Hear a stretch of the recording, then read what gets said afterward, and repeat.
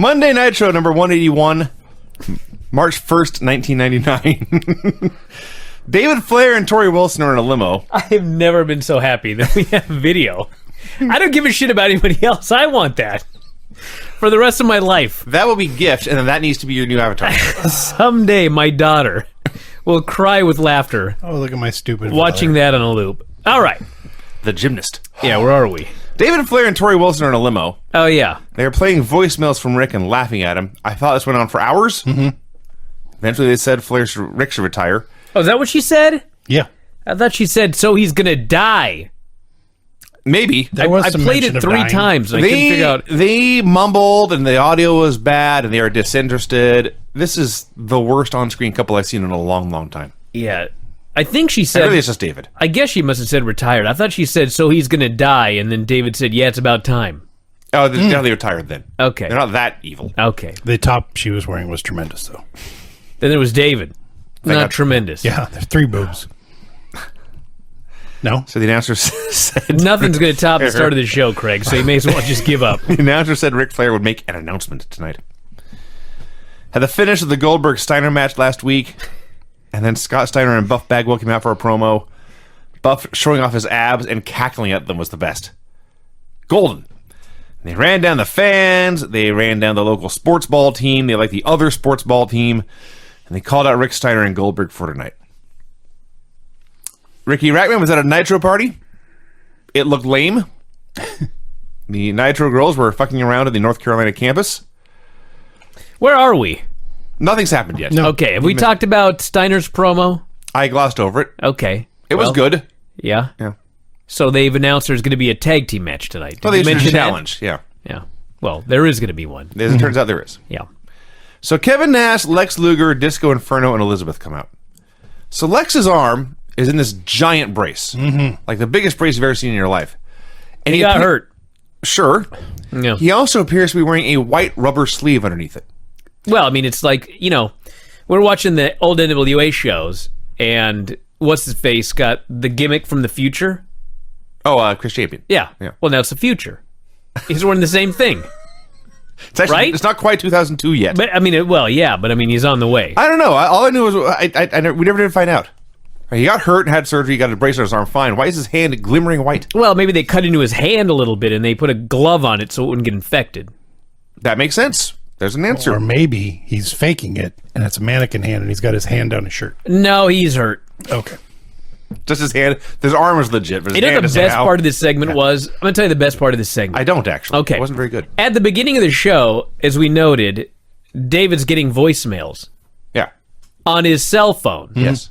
Then, here, Nash says, we're going to offer Rey Mysterio a spot here in the Wolfpack. We got another giant oversized shirt for him. Mm-hmm. We know that attracts him based on previous storylines. Like a moth to the flame. He goes, I'll give him a call, and they call him.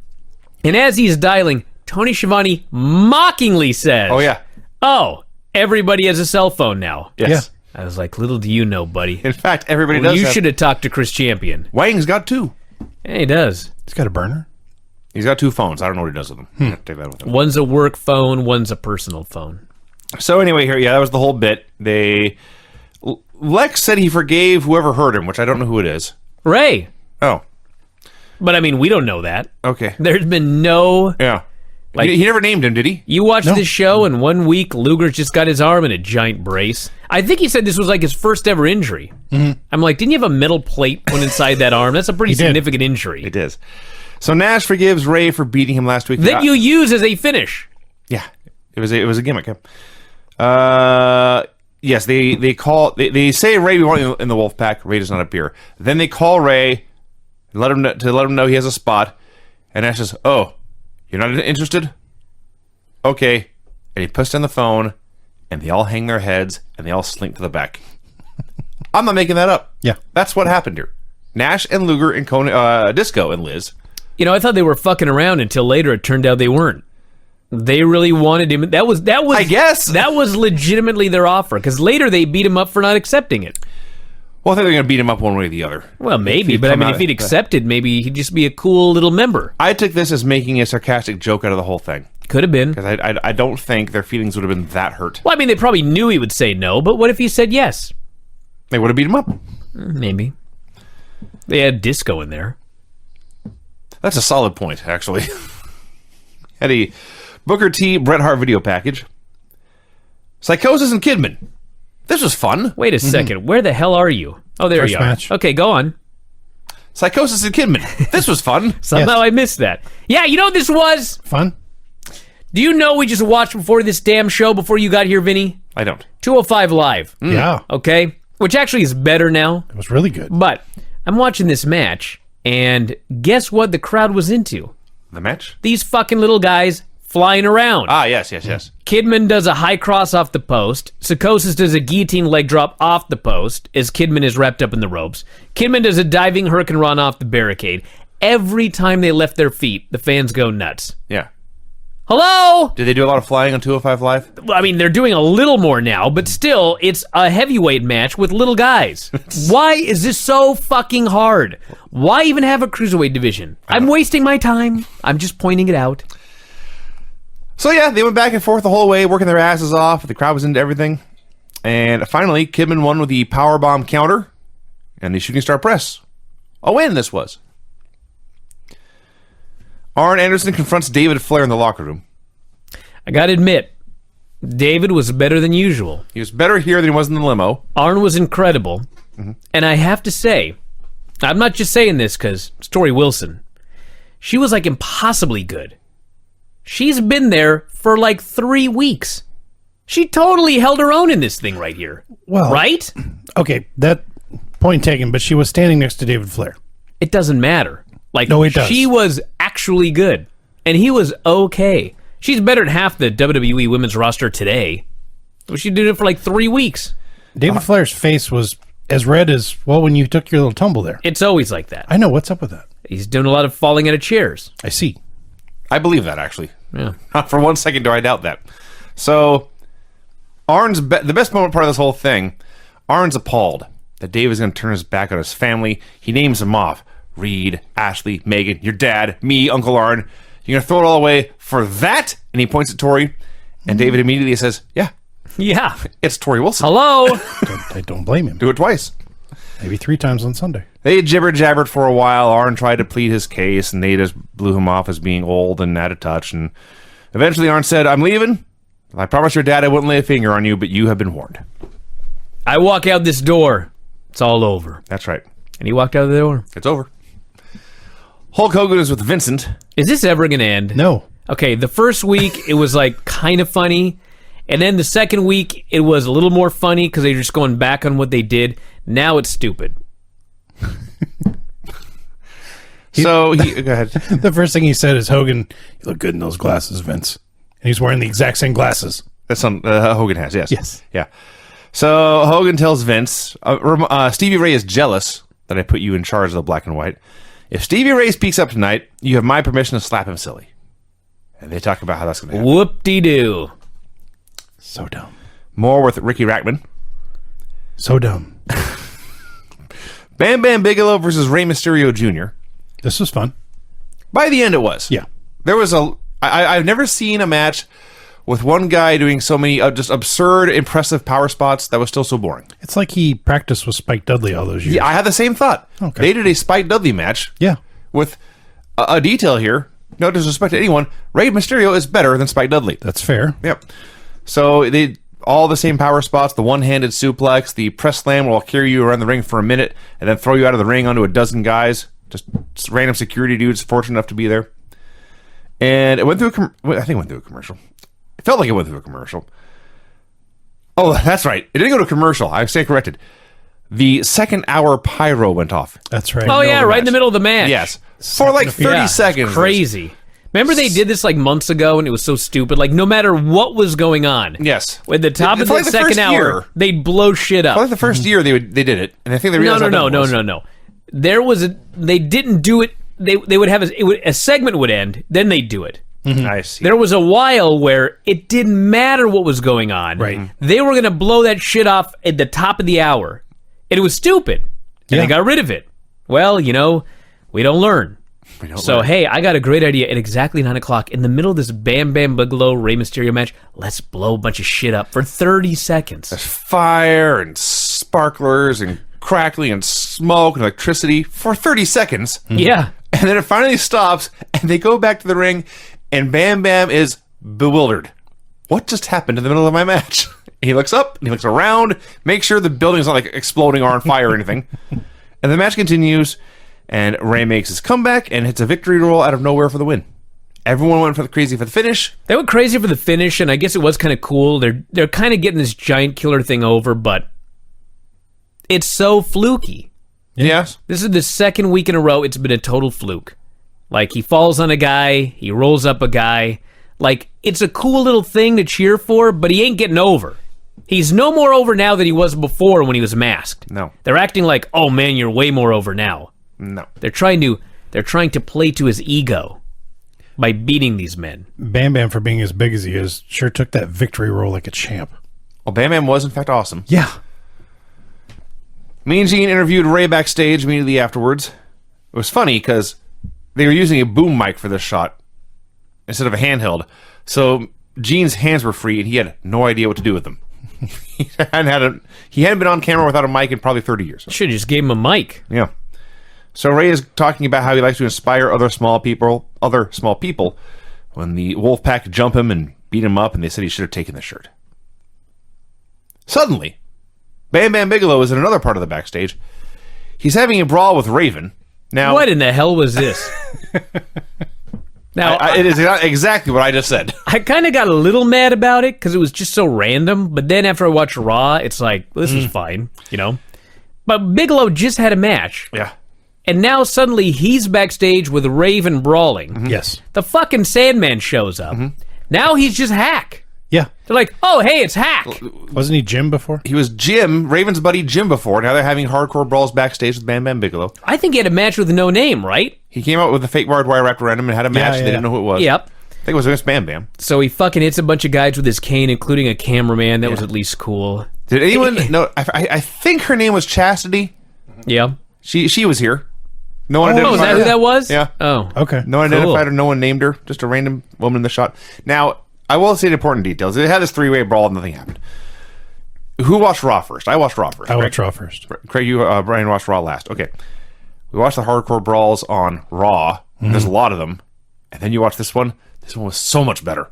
Yeah. Such a true. better brawl. Yeah, they just had a quick brawl. I mean, it's Raven, Sandman, and Bigelow. Yeah, it's better. They've done this once or they twice. have- Bob Holly, and who the fuck was he brawling with? Al Snow and Road Dogg. Al Snow and Road Dogg. Road Dogg's good, but...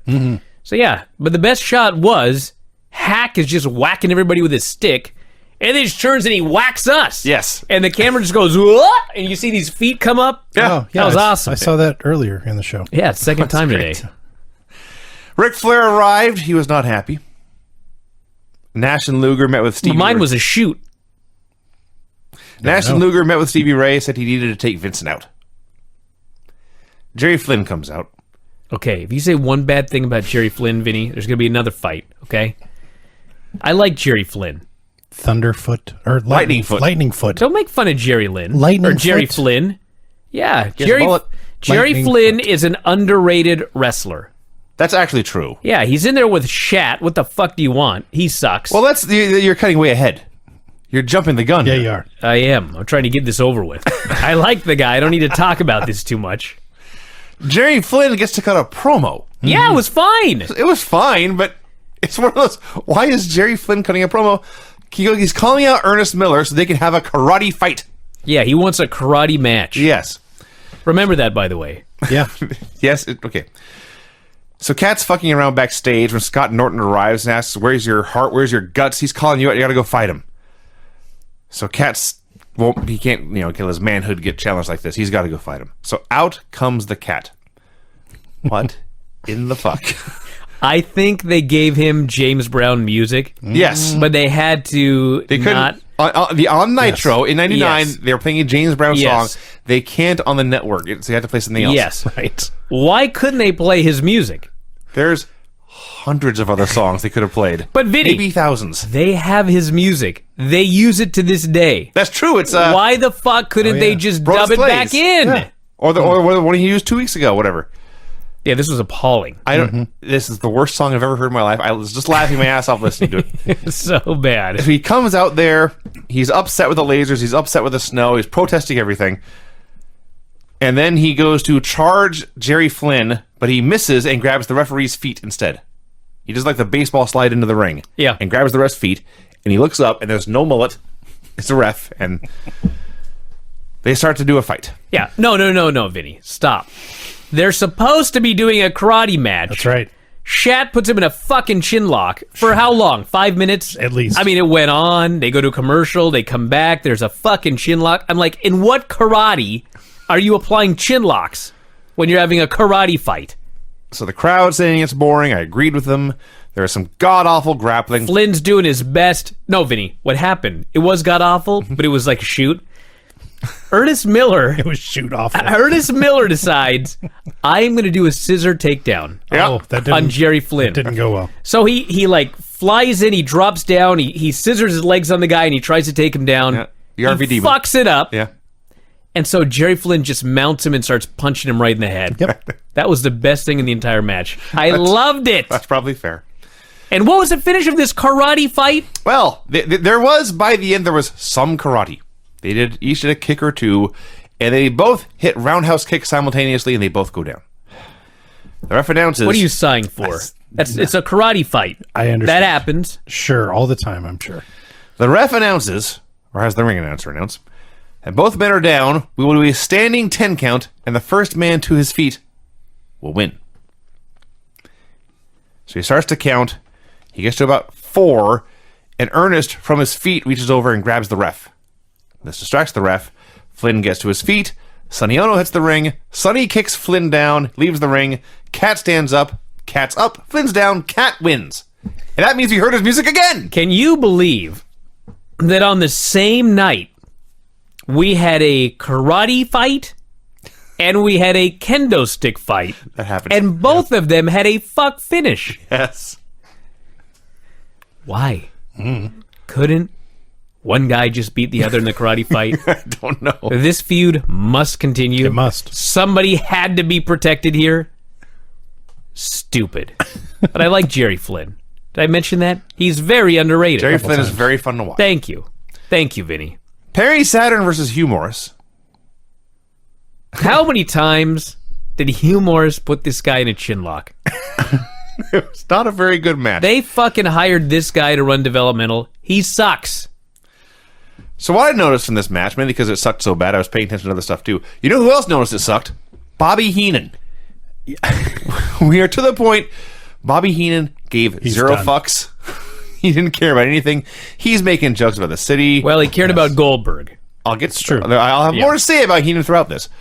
But he's making jokes about the city and the schools and other sports and people and humans hanging from rafters. Some very inappropriate jokes. Again, the crowd is chanting boring, and I agreed with him again. So Jimmy Hart takes the ref. Chris Jericho runs out, hits Saturn with a chain, and Morris hits the moonsault for the win. And Jericho celebrates like it was his win, and that's that. Scott Steiner and Buff Bagwell, I believe they invented Bang Bus. They had the bus and the Hummer, and they talk about driving this bus around the country and picking up women and doing all sorts of lewd things to them. That was the whole segment. Excuse me, what'd they invent? Look it up. How's your safe search? That You know what the funniest thing about this thing was? Besides your description of it? Scott Steiner is supposed to be a total ladies' man. Sure. Talks about the hooches and That's not a ladies' man. whatever his line is. You know what I mean? Yeah, he's got 25, he's got freaks, he's got women lined up, blah, blah, blah. Every time they do a segment and there's an actual good-looking woman in the scene with him, he fucking turns into a little boy. Yes. He was so awkward when this hot girl showed up. He just kind of clammed up and just kind of smiled a little bit. And he's like, he's still supposed to be Scott Steiner. He can't. This was like those early segments he did with Hulk Hogan. He was so nervous when she showed up. The joke I wrote was the bus's couch is still in therapy. That's a good one, too. Thank you. Back at the Nitro party, they were not having as much fun as Scott Steiner and Buff Bagwell on their bus. They were playing Twister and eating pizza. Chris Benoit versus... Excuse me, they were playing Twister? Yeah. Never played Twister before? No, it's a shitty party. Yes. Dude, How you play it? were the girls playing at least? I don't even think fast forward so. through this shit. I do not think it was watch the dudes. Nitro party with Ricky Rackman. The Nitro girls were like reffing the pizza eating contest. Yeah. So Chris Benoit wrestled You Bret need a Hart. referee for a pizza eating Yeah, contest. same for the Nitro girls to do. They weren't going Like- to touch these guys. Whoever eats the most wins, right? Yeah. Is there another aspect of this contest? Or who eats it fastest. Oh, I see that. Maybe you need a ref for that. This is where the show turned around. Excuse me, Chris Benoit, Bret Hart turned Yeah. the show around. Wow. Yeah, write that Well, down. You know it did. It did. And, Since when was this a match? They had the very famous match after Owen Hart died. Yes. This is like a forgotten awesome match. Yeah. The World Championship Probably match because later in the year. yeah, the finish sucked. I think It that's did. probably why It did. it was forgotten. But they beat the shit out of each other. Like Bret tried to break his neck twice. Oh, Benoit chopped the shit out of him. Like Bobby Heenan doesn't give a shit about anything except Right. except when it's good. wrestling. When it's actually really good wrestling. And he was so enthusiastic about this 10 minutes after. It was amazing. He says, I once saw another crippler, Ray Stevens, and he is the greatest wrestler I've ever seen. But Benoit may be a step above. I was like, whoa. Yeah. Watching Benoit fight out of the corner is amazing. Watching him do anything. He was spectacularly great at his job. Gosh. So the finish is as Brett goes for a suplex and they end up both falling out, tumbling over the ropes. It was the second time Brett fell on his head. That was scary. It was terrifying. And Brett goes back in. Benoit's still on the floor. Out come Kurt Hennig and Barry Windham. They attack him with the tag belts. They throw him in the ring. I think, okay, Brett's going to pin him. Great. No, Brett puts him in the sharpshooter. Well, okay, he's passed out. The ref will stop the match. Brett wins. Great. No, Benoit gets the ropes. Brett won't let go. It's a DQ. Why? Well, that wasn't a great finish. No, There it was was nothing awful. on the line. I don't blame them. He just wanted to hurt the guy. I guess. All I know is I was reading the Observer report of this match, and Dave was not a fan of Brett in this match. He was like, he wasn't very good here. What? Was there another match I missed? Brett was awesome in this match. Both guys were awesome. I mean, Benoit was also awesome, but I didn't see anybody half-assing it here. No. Let's put it that way. No. So all three guys were beating up Benoit, and Malenko tried to run out and make the save, but there were still three of them, and now one of him, and they beat him up too. My other takeaway from this, They choked him out with a belt. They choke him out with a belt. Tried to kill him. My takeaway from this, I don't think this is where they go. I don't actually remember. But Bret Hart, Kurt Hennig, and Barry Windham would be an awesome second-generation grizzled vet stable. Yeah. Yeah, That they would. rule. And man, what a West Texas redneck Brett would have been. He was in 'Cause Calgary. He used to be Cowboy Bret Hart. He was Cowboy Bret Hart. He was in the Calgary Stampede. He was on a Lonesome Dove. They dropped the ball again. Hulk Hogan and all his flunkies came out for a promo. Like dozens of people. This amused Okay. me because there's two guys in the front row. They decided they hate the NWO. They're in Flair country. They stand up and turn their backs to the ring and just flipping them off the whole time. Let's listen. I wasn't even watching anybody except Vincent and Stevie Ray. Okay, I'm glad because I didn't see them until they started fighting. I didn't either. That's Nice. the point. All these fucking idiots come out. They're there. They take an hour to come to the ring. Hogan is doing some stupid promo. He's just rambling on. It's just lame. And all of a sudden, in the middle of this, I guess Stevie said something to Vincent. Hogan told Vincent to punch the guy. Yeah, Fucking Vincent and Stevie Ray start brawling yeah. in the middle of this promo. In the middle of a Hulk Hogan promo. Hogan just keeps talking. Yes, he does. He's got things to say, brother. Nash is the instigator to this whole thing. That's what we were He's told. over in Stevie Ray's ear the whole time. Was he? Yes. Okay. Because I Why would you do this here? Why did don't Hogan know. keep talking? What the fuck was going on here? eventually they take Geeks took Vincent away. And by Geeks I mean like Norton and I don't know. Bryan Norton Adams is or not a somebody. geek. No. Yeah, you're right. You're right. No. Bryan He's not. Adams is a geek. Low-ranking NWO people, I should say. Yes. You know, C-teamers. Hogan ignores them and moves on, and he had nothing else to say. Yeah, this is all very strange. Well, thankfully, Ric Flair had something to say. Good Lord, did he? Before that, there was a Conan rap video. I have one comment. It's really a question. We saw it last week. Yeah, same one from last week. Well, I missed this detail last week, but I caught it this week. Why did he never wear this red pimp suit to the ring? Well, This zoot suit, I believe it's called. Out of this world. Well, I think Pitbull actually bought the used thing. It's not his anymore. Still using it, except he can't get the tie done. Aha. All right. I told you it was a good video. Once I noticed this red pip Yep. suit, See, I told you. I told you last amazing. week. Nobody ever listens to me. Then Ric Flair came out for a promo. It was funny because he's standing there. He's basically being Richard Fleer. And Gene asks a question, and he begins. He thanks everyone and says, "Don't worry, I'm going to start slow. Then I'll let it build and crank it up for you." Mm-hmm. And that's what he did.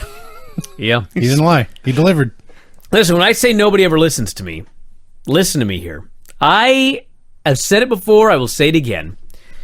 We've been watching 3 years of NWA shows from the peak of the Horsemen in the 80s.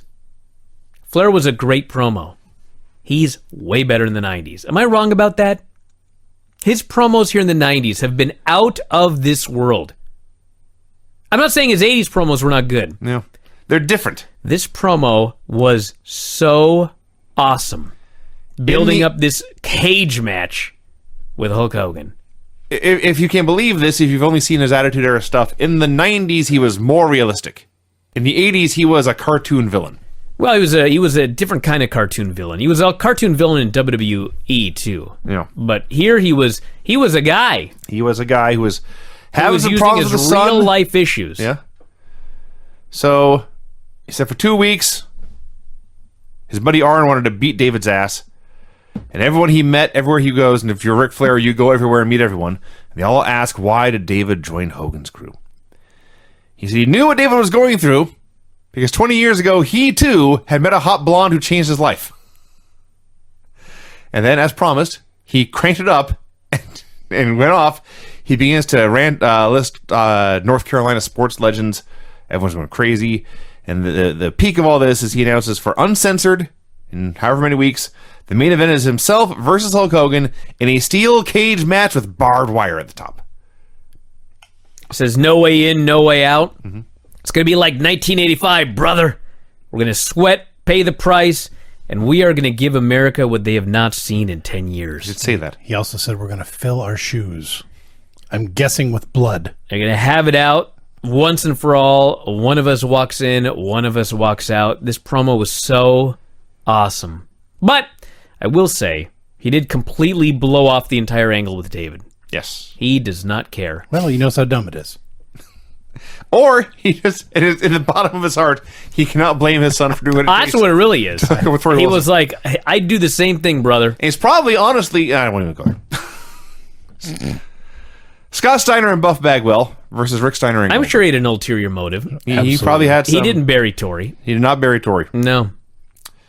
So, before we get to the main event, the match itself, I just want a comment about something different. They're all making their entrances, and the announcers say, hey, we're getting more matches for Uncensored all the time. Where was Buffer? I don't know. I didn't even notice until you brought it up right now. Yeah. I noticed immediately. They flew him in last week to not announce a main event. It's true. And then we actually have a fucking main event with main eventers with a finish. Oh, we don't need Maybe they realized they didn't need him. Maybe he realized he was so insulted last week they didn't use him. They don't deserve a man of his talents. Vinny, if you knew what they paid him, Yeah. I'm aware. he was not insulted. No. He was overjoyed. Yeah. I don't have to write the card. I don't know how to get on a plane. I can stay home. So, the announcers are talking about Uncensored, how matches are getting added to the card all the time. And they announce, added to Uncensored, a pay-per-view event, which you must pay money to watch. Jerry Flynn in a handicap match against Kat and Sonny Ono. What's wrong with that? Brian, It was built up perfectly here on this show. I like Jerry Flynn as much as you do, okay? Dude, come on. Sonny Ono. We haven't used this in a while. This match is no buys. Oh, come on, Vinny. That Get out match of here. sold 0. Get out of here. No one bought Uncensored. What the hell year was this? 99? Yeah. Jeez. I'm going to look at a card here. Okay. I'm going to find out if that's the worst match here on this show. I bet you it's not. All right, here's the lineup. Are you ready? Yes. Oh, so fuck you. You know what's on this show? Wow. No. Tell me which you would rather. Oh, I think I know where you're going to go with this. Oh, yeah. I think I know. Stevie Ray versus Vincent. You're right. I would rather watch Jerry Flynn than that. Thank you. It's not close. Oh, God. Here's the lineup. We got Billy Kidman, Mikey Whipwreck. Oh. Look at that. That, you know what? Mikey got in trouble for this match. I vaguely remember He this. got in trouble because he did too good. He was just on Lance's show talking about this. How about that? Stevie Ray versus Vincent. Harlem street fight for leadership of the NWO Black and White. Whew. You want to know who wins? Harlem Heat's not in it? Kevin Nash One of them is. versus Rey Mysterio. Oh, good. 3 guesses what happens there, if you can't figure it out. Jerry Lynn versus Ernest Miller versus Flynn. Sonny Ono. Flynn, yes. They're both great. Interchangeable in many ways. Same mullet. Hack versus Bam Bam Bigelow versus Raven. Falls Count Anywhere. Remember With that was- Chastity. That was fun, I remember. Benoit Malenko versus Hennig and Windham in a lumberjack match for the titles. Barry Saturn, Chris Jericho dog collar match. Booker T, Scott Steiner, and Ric Flair versus Hollywood Hulk Hogan. There you go. So they've been the Malenko thing. They've been using straps on him the whole time, so it leads to a lumberjack match. Of course. That makes total sense. Well, I mean, they can get the straps maybe and whack them. I don't know. It could be lumberjacks with straps. or Okay. something, 6 minutes and 30 seconds for that Stevie Ray Vincent match. Can you fucking imagine? That's a long time. Who was Vincent wrestling a couple weeks? Oh, was it the Cat? Vincent came out of Nitro. Oh, yeah. Was, like the worst. Hideous. The worst. Yeah. You know who was not the worst? Anyone involved in this here main event. That was awesome. It was fun. I did think it was amazing. I don't know whose idea this was. It may have been Buff's for all I know. Buff took a bad bulldog from Rick Steiner and nearly died. Yeah. He's out for a long time. As far as I know, this is his first wrestling match since the injury. He's done some stuff, some brawls and some bumps and whatever, but this is his first match. He's in there with Rick Steiner. The bell rings and he's back with him. Dude, not only that, their ballsy fucking idea for the finish Yeah. is Rick is going to give you the bulldog again that broke your neck and almost paralyzed you. And Buff, he kind of got cold feet. Yeah. And Yeah. it ended up being a clothesline. Don't Yes. blame But him. God damn it, they tried it. I couldn't even believe my eyes. It was amazing. Could not believe my eyes. And it's funny. This show has completely turned around when you take these NWO fuckers out of the main event. Absolutely. And you just have main eventers have a good match. Absolutely. Who would have ever thought? So we had Goldberg pressing Scott Steiner over his head a half dozen times. Ridiculous. We had Scott grabbing his brother, suplexing him over his head, straight back. Just a lot of amazing stuff early. Here's how they got the heat. They exposed the turnbuckle. Again. They threw Rick into it, and then they put the turnbuckle pad back on.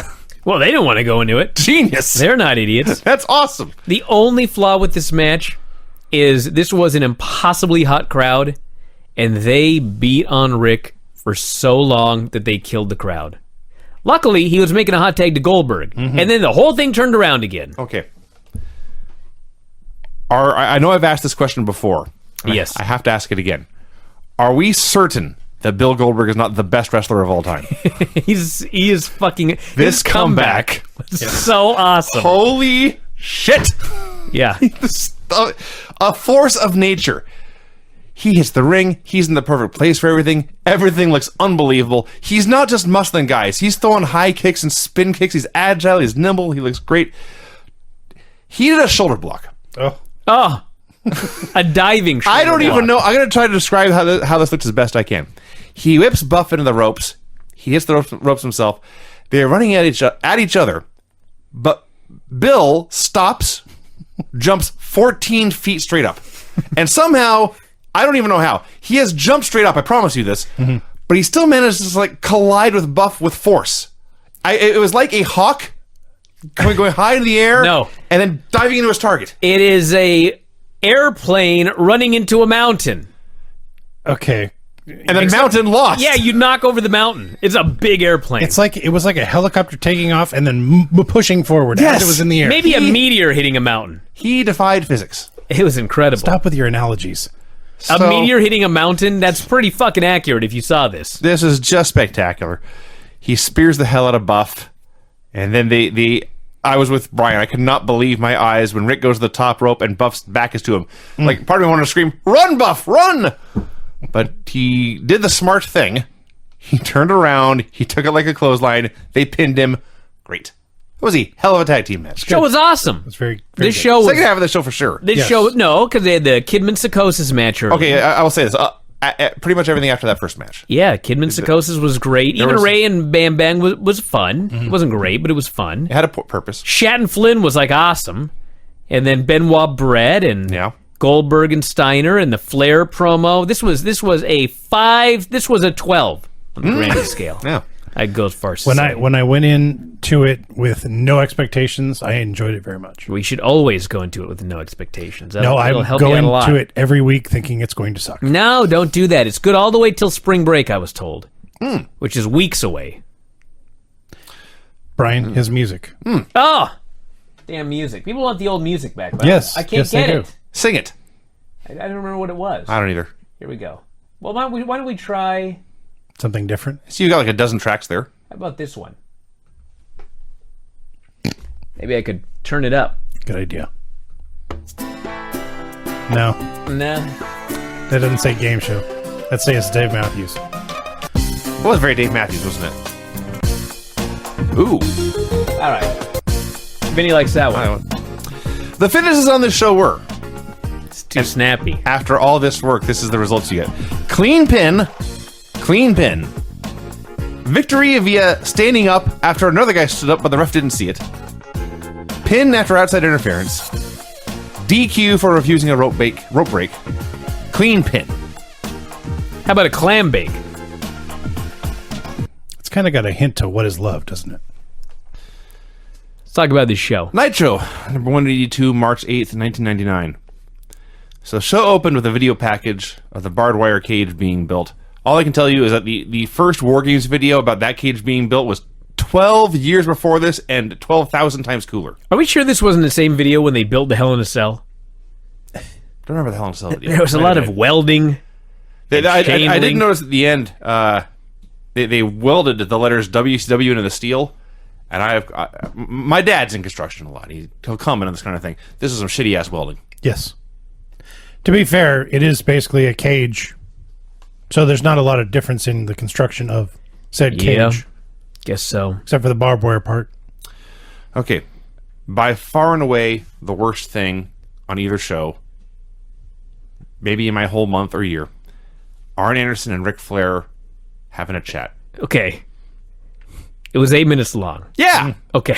That's the big problem. And what Yes. do they say in those 8 minutes? Well, Nothing. they said the same fucking thing over and over for 8 minutes. Yeah. Like, I'm against scripted interviews and such, but at least with a script, it's like there's a beginning and an end. This was like somebody said, well, here's what I want you guys to talk about, and we're just going to go till Flair, you hit this line.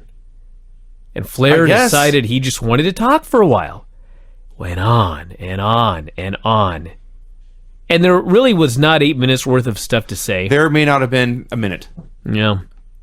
Arn is concerned that Flair is being cocky. He's concerned that Flair doesn't care about David.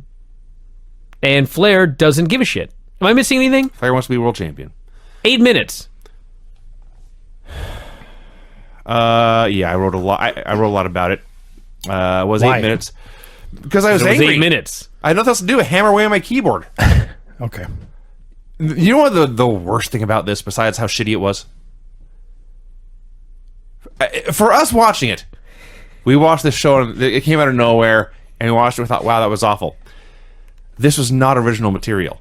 No, it was a replay. This had aired on Thunder first. Correct. Which means they took the entire 8-minute promo from Thunder and showed it to the people who were diehard WCW fans. They made them watch it again. Start to finish. What in the fuck? You know what else, though? No Vinny? one. In fact, no. Not one person could have sat all the way through this a second time. It's impossible. He's getting riled up already. Well, this was the worst thing I saw. Okay. Really? Oh, God, by far. Okay. I hated this. Apparently. I was infuriated after 7 minutes, but like I moved on. Huh. Here's the thing. So number one, if this was on Thunder, somebody watched it and said, that was fucking awesome. Mm-hmm. We got to air this in its entirety on Nitro. Sure. I guess. That's ridiculous. Now, so the storyline, this is a very important detail in the storyline. Flair does not care about David. He only wants to win the world title and be the Nature Boy again. Right. Correct. All right? Okay. So this is important. However, if they did not air that, we had another 50 fucking minutes of everybody else repeating the same goddamn storyline. Yeah. They didn't need to air this. No, If they that's for would've- goddamn sure. If they would have aired this and then done a wrestling show, then I would have said, fine, you needed this for the story. They did not need this for the story. It sucked. God damn, it sucked. The Nitro girls were at Brown University. This sucked. It did. The only good thing here is that they're using their names more often now, which means I can confirm Spice is my favorite. Oh, I have suspected this. interesting. First time I was actually able to put it nailed down Thank God you got her name, Vinny. Yes. Now there's hope. Actually, the only thing good about this is Ricky Rackman was wearing a Super Suckers t-shirt. They had a contest winner. His name was Doug Kazarian. I don't know if it was Frankie's brother or not. Doubtful. Yeah. Had an AC Jazz personality video. Oh my God. So, you know what? This follows this 7-minute, 8-minute Ric Flair Arn Anderson thing and some stupid thing with the Nitro girls and Ricky Rackman and some stupid party gimmick. Mm-hmm. AC Jazz is doing a personality profile. Right. She's outside in the grass. Mm-hmm. Clouds passing by. And then she notes, my dad got electrocuted. Yeah. I can't. It's fucking terrible. It's horrible. I laughed because of how fucking stupid this was. And she named herself AC. I shouldn't even say it was stupid. Oh, Craig, please. Alternating curse. What? Go, you didn't make that connection? No! No! How ironic. You know what I love? Hot girls talking about their dead fathers. Named AC. While we're talking about her name, do you think she's ever played jazz in her life? Maybe. How do you know? I don't know. She has a southern accent. She's from Georgia. Blonde lady. Likes her dogs. I feel so bad for laughing about her dad getting electrocuted. It's not funny at all. There's nothing at all funny No. about it. It's fucking preposterous that this whole thing even aired, and like right in the middle of it, she just randomly throws that out. And again, it's not live. No. They could have said, you know what? We'll leave the part about her playing with her dogs in there. The public does not need to know that her father was electrocuted working for Georgia Power when she was 10. And listen, nothing against AC Jazz, okay? But like, what's the point of a personality profile for the Nitro girls? Like, we're going to be more interested in them dancing? They have names now. Can you tell me a little bit about Billy Kidman, for example? I'd like to know a little bit about Hoovie's life.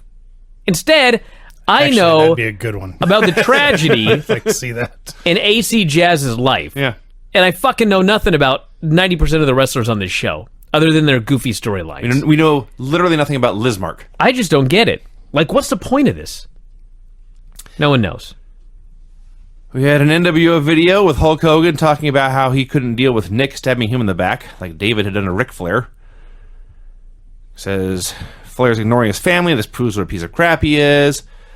Just goes on and on and on and on and on. And finally, somewhere in here, he makes it title versus presidency for life. They're going to make Ric Flair the dictator of WCW. So anyway, like if you didn't notice, they're trying to do a double turn. So Ric Flair, the babyface, is now a selfish prick. Hulk Hogan is pointing out that he is, quote, the rottenest human being on this earth. The most astonishing thing, by the way, is that is actually a word, rottenest. I didn't believe it. I looked it up. What? Yeah. Huh. And that's it. Okay. Hogan's turning babyface and Flair is turning heel. So we've had the cage building video, the Flair and Arn conversation, the AC Jazz profile, the Hulk Hogan interview. This show was 18 minutes old, plus commercials. Oh, yeah. It's not that there's no wrestling. It's that the non-wrestling stuff is so long and boring. No shit. Thankfully, we had the Conan video next. I've never been so happy to see this video. Yeah. This video was the best video I ever saw this week. Yeah. They were with Ricky Rackman. They played the video. That was that. Hogan and Nash were on a couch. Oh, my God. Watching a videotape of last week's Nitro, Yeah. which appeared to be in black and white. Mm-hmm. They don't have a color TV. Wasn't the whole thing in black and white? Yes. I don't know. Oh, yeah, it was a black. It's just like Who Mystery gives a Science. Shit. It's like Mystery Science Theater. I think that's what they were going for. They're mocking... Think about this, by the way. They're mocking Ric Flair's promo from last week. Mm-hmm. Do you know how good that promo was? I know you liked it a lot. Kevin Nash... I mean, there is zero chance that Nash has ever cut one single promo as good as any promo that Ric Flair's cut in his life. Am I wrong? Can you name the last great Kevin Nash promo? Can you name one? Off the top of my head, no. Okay, well, he's here making fun of Ric Flair's promo. Making fun of his accent. To be fair, none of us knew what Flair meant when he said we're going to fill our shoes. No. Well, I didn't know that either. Neither did Nash, neither did Hogan. Who gives a shit? That's a the line least worthy our- of being made fun of. No, get out of here. Yes, Brian, it's a shitty line. Making fun of this guy. So, when all was said and done, they decided our plan of sending a blonde to seduce David Flair to fuck with Ric Flair has failed. We need a plan B. So the story is that Rick doesn't care about David. And they all admit that. Yeah. Yeah. But they're still trying to do something that Flair's going to care about regarding David. Right. Hello? I don't know. He doesn't care. I don't know. It's not even that he doesn't care. He's actually down with the idea. Yeah, he doesn't care. He thinks it's cool. that Wow, he's David now is- going to have two girls? he thinks Great. it's cool that David is doing whatever it takes to hook up with a hot blonde. Good for him. Lex Luger video package. He flexed his muscles a lot. Cool. The cops pulled over Buff Bagwell and Scott Steiner in the bang bus. Finally something good. This is okay. So I like, by the way, there's cameras in the cop car, but not on the bus. So they were driving erratically. There's a reason for that, Vince. They were driving. Well, It's called evidence. that too. They were driving erratically, and apparently in Boston, if you're caught driving erratically, you can either A, get a ticket and fine, and who knows what happens to your insurance and all this stuff, or B, volunteer for police work, and they take the day off. Yeah. So they volunteered for police work. So are they just driving from city to city for Nitro? Or are we supposed to believe that they're on their way to spring break, but also simultaneously live on Nitro? And they're going the wrong way, I might add. Yeah, they're in the wrong city. Yeah. I don't know. They appear to be going north. Yeah, that's They should be going south. right. So they busted people for smoking indoors and parking expired meters and littering. Hey, listen. There was a guy that had an expired parking space, and they said, "Why didn't you pay?" And the guy said, "I had no change." And they tip him over and shake him, and change falls out. That was He was funny. a fucking criminal. He lied. That was funny. That's a crime. I laughed. Yeah. It was It was- dumb. it was but funny. I laughed. It Well, was he funny. didn't pay his, he deserved the parking ticket. Yes. And he also lied. Also, like the woman or the guy trying to throw his trash away, and Scott moves the trash can out of the way so it falls on the ground, Yeah, that wasn't fair. and they issue him a ticket. That was different. That was police corruption. Yeah. For the third time in the first hour, we meet Ricky Rockman. Kidman is there. And Brian, you asked for more information on Kidman. Kidman's here to talk about how great it was that Ray pinned Kevin Nash. This is great for the entire Cruiserweight division. Oh, yeah, sure was tonight. And this led to a Ray Nash video package, which was hysterical, because based on the music and the tone and the way this was shot, you would think Ray was the monster and Nash was the victim. Right. It was kind of funny.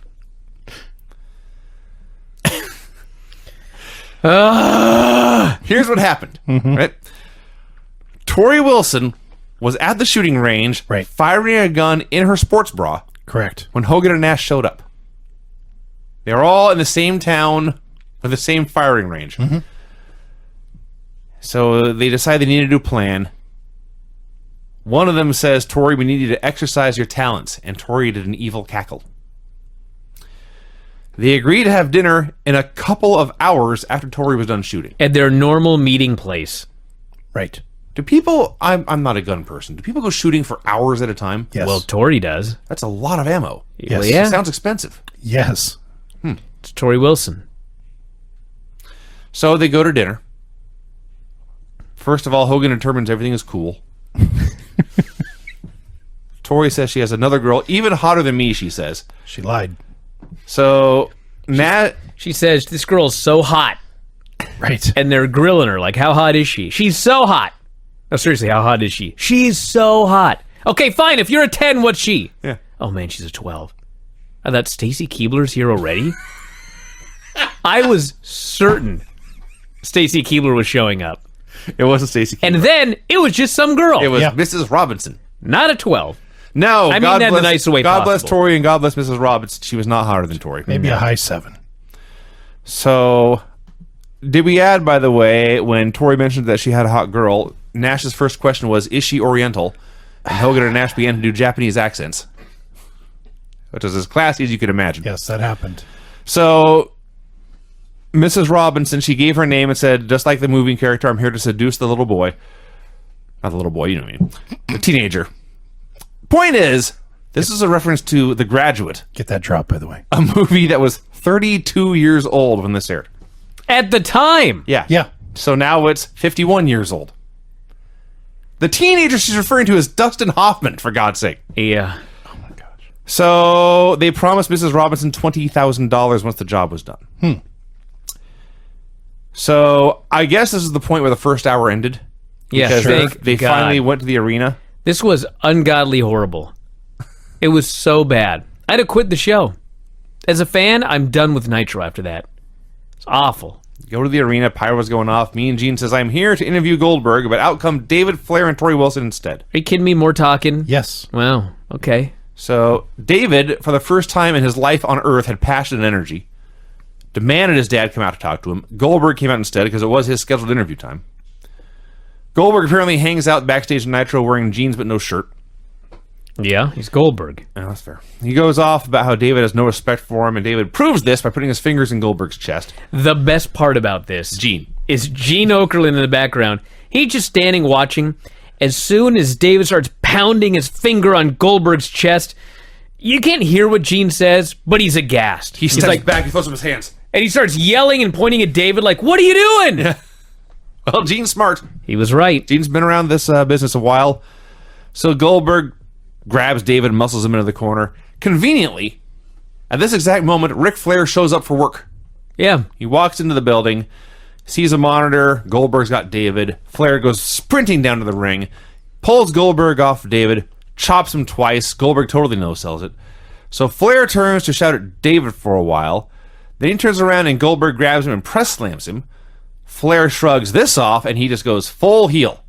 Vast improvement. Dude, I gotta say, like, as stupid as this company is, and as horrible as that first hour was, the idea was, the beloved 50-year-old Ric Flair is going heel. It took him one interview. He was booed by the end of this. Yeah. It's incredible. He's Ric Flair. Yep. On what planet are we to believe that David Flair stood up to Goldberg? Well, this one. He I did. I He's an didn't buy idiot. any of this. He's already hooking up with Tori Wilson. I find standing up to Goldberg, Second. yes, more believable. So anyway, Flair cuts this awesome heel promo, and by the end of it, he books himself against Goldberg in the main event, and Goldberg accepts. Flair says, I was going to let you keep walking around pretending to be the man, but now you're going to have to wrestle me tonight. Goldberg's like, let's go, buddy. Fine. He's so That sounds excited. great. This was astonishing. It was great. Also a very weird show. Which brings us to Raven versus Hack in a Falls Count Anywhere match. Excuse me, a Falls Count Anywhere hardcore match? Falls Okay, Count just Anywhere. checking. Yeah. Keep all this in mind. You may take copious notes during this review to keep track of what's going on. The bell rings, they hug, and then they start fighting. Tony Schiavone says, I have no idea what that was. Well, they're old friends. Yes. Remember, they used to hang out together at Raven's house. Now they're fighting. They're using all sorts of weapons, fake barbed wire. Chastity is out there again. They did not... Well, finally, far into the segment, they identified her as Raven's sister. But still no name. Still no name. No. Yeah. I gotta say, Sandman has always been a guilty pleasure of mine. Yes. Sure. He's amazing. Like, he totally sucks, but he's so awesome. Yeah. I don't even know how it's possible. He's the Sandman. He does weird, wacky bumps. He stands funny. He moves weird. He's very good at getting whipped into things and going into them upside down. Yes. On his head without killing himself. Yeah. So it looks funny. So they went like 2 minutes, and Raven did an elbow off the lighting rig through a table, and then Bam Bam Bigelow came out and attacked them, and the bell rang.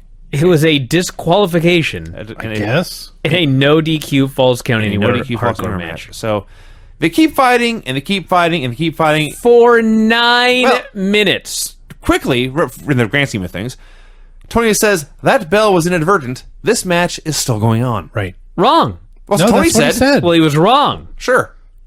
He was incorrect about that. Listen, God bless Tony.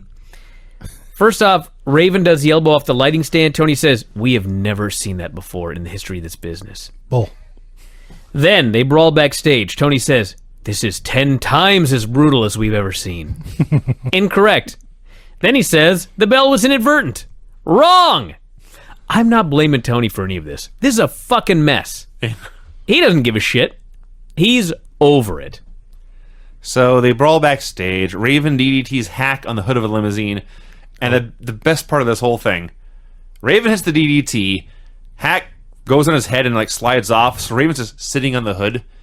And here comes Bam Bam Bigelow running much, much faster than any of us could have thought he could possibly run. Yes. And he just splats Raven on the hood. Like a freight train. Howled with laughter. You know what's funny about this brawl is they're brawling on this limo. And first, like Hack or Raven or somebody gets thrown on there. Then there's like a DDT. They keep doing shit. And it's like, obviously they're trying really hard to break the window. Right. Because they just keep fucking trying to break the window. Finally they do. Which, of course, this is real glass. And shortly we're going to have Goldberg's career nearly ended because of fucking glass. Anyway, fun fact. They were told, don't touch the limousine. Oh, were they? Yeah. It was not supposed to be a prop. Oops. Like, they could brawl all over the backstage, but don't touch the limo. That's all they focused on. It was like all three of them heard, hey, touch the limo. They tried so hard to destroy this limousine. Either that or it's like when you have a group of kids and you say, kids, you can play anywhere in the yard, but don't go over there. Yeah. Don't That's ever where they do that all with go. these three guys. So they brawled, and they brawled, and they brawled. For 9 minutes. Yeah. And a commercial. And then they just went to commercial. No, Vinny, wrong. No. They brawled for 9 minutes, Yes. and then they cut to a recap of them brawling last week. That's true. Then they went to a commercial. That was And then dumb. we never saw them again. You're right. I had forgotten that part. Yeah. That was the most mind-blowing part. The- We've watched these fuckers brawl for 9 minutes, and all of a sudden I'm watching them brawl last week. Like, do you guys remember they brawled? We're going to remind you in the middle of them brawling that they have brawled previously. I guess they're having a three-way at the pay-per-view. Wouldn't this Why been would a- I care? I don't know. Wouldn't this been important to run before they started brawling? You'd think. Chris Jericho versus Liz Mark Jr. I enjoyed this match. Jericho comes out. He begins to cut a promo. Seriously. This was a good dog collar match. Brian. Have you ever watched a dog collar match in your life? For what this was a good dog collar match. All I know. There were some good spots. All I know is that Chris Jericho is talking about his dog collar match with Saturn. He wants Liz Mark to do one tonight. And as he is ranting about this, Tony Schiavone finds it in his heart and his soul to say, too much talking, not enough wrestling. He's not wrong. He says, On this show! this was the shortest talking segment on the show so far. Yes. Jericho is plugging his match at the pay-per-view. Yes. Tony's exact line is, someone slapped Jericho, too much talking, not enough wrestling here. The temerity of this man. Now, Craig, to your point, this match sucked. However, the chain match was the best usage of Liz Mark Jr. because he fucking Okay. sucks. Okay. So I will give you that. All right. But, like, it was just a generic nothing happening chain match. It was a squash match. Am I wrong? Like everything else in the show, it went way too long. I don't think Liz Mark did anything. Jericho beat him up with a chain for, I don't know, 12, 15 minutes. He did one thing. He tried to come off the top, and Jericho just punches him in the face with the chain. Jericho won with the Lion Tamer with a chain around the neck. Scott Steiner versus Booker T.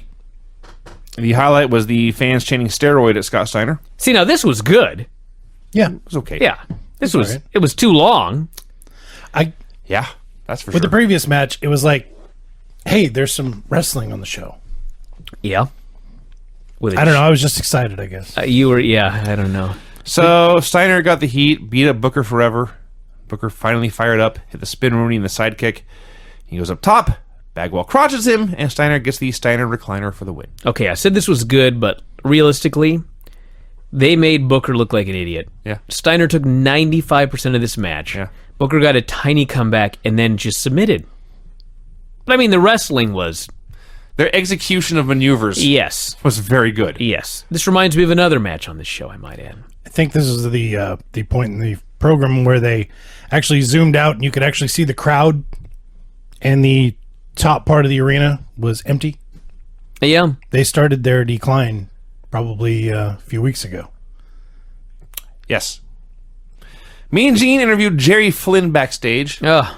I was stunned, but then before we could speak, Sonny Ono and the Cat jumped him. And these sons of bitches, these bastards, they cut off Flynn's mullet. Yeah. That's horrible. Did him a favor. No! Come on, Vinny. You want Jerry Flynn with It a was plain haircut? 1999, You want for Jerry fuck's sake. Flynn He out was there? the last guy with a mullet in wrestling. You want Jerry Flynn out there being a guy? I don't think that's true. Jerry Flynn... I think there's guys with wrestling with mullets today. All right, listen, I got two things to say about this. Shat jumps him from behind, knocks him out, then challenges him to a fight. That was funny. Sure. Okay. The other thing is, this coming Sunday is uncensored. Yeah. A night of stip matches. Oh. Could you not have just done your goddamn karate match and the winner has to shave his head or whatever? Why'd they cut this off here? And we never saw it again. What a waste of a butchered mullet. What would Shat have to give up? Sonny Ono. Sonny Ono's hair. Goddamn right, I forgot about that. He's bald. Or Maybe they'd have to just leave forever. have to give up his lasers and snow? Yeah, it's to give his snow back. Snow machine. It's like lasers. Yeah. Hair versus lasers match. Hair versus lasers and snow. I'm fine with that. Rey Mysterio Jr. versus Scott Norton. Here's another one. Another what? Another. The idea is to get Ray over. Right. Okay. Bad idea. Didn't work. Scott Norton beats the holy fuck out of this guy I'll say. for 10 minutes. Smashed him, chopped him, threw over the top, pounded on him, powerbombed him, one-hand choke slam. You went into more detail than I did. I just wrote beat him and beat him and beat him. Keeps lifting him up at 2. And then finally, here's the finish. I don't know why the ref was distracted. Maybe he was going to check the time. Ray punts him in the balls. Norton sells this by standing straight up and falling back like a tree. And Ray pins him. Yeah. Ray had one move.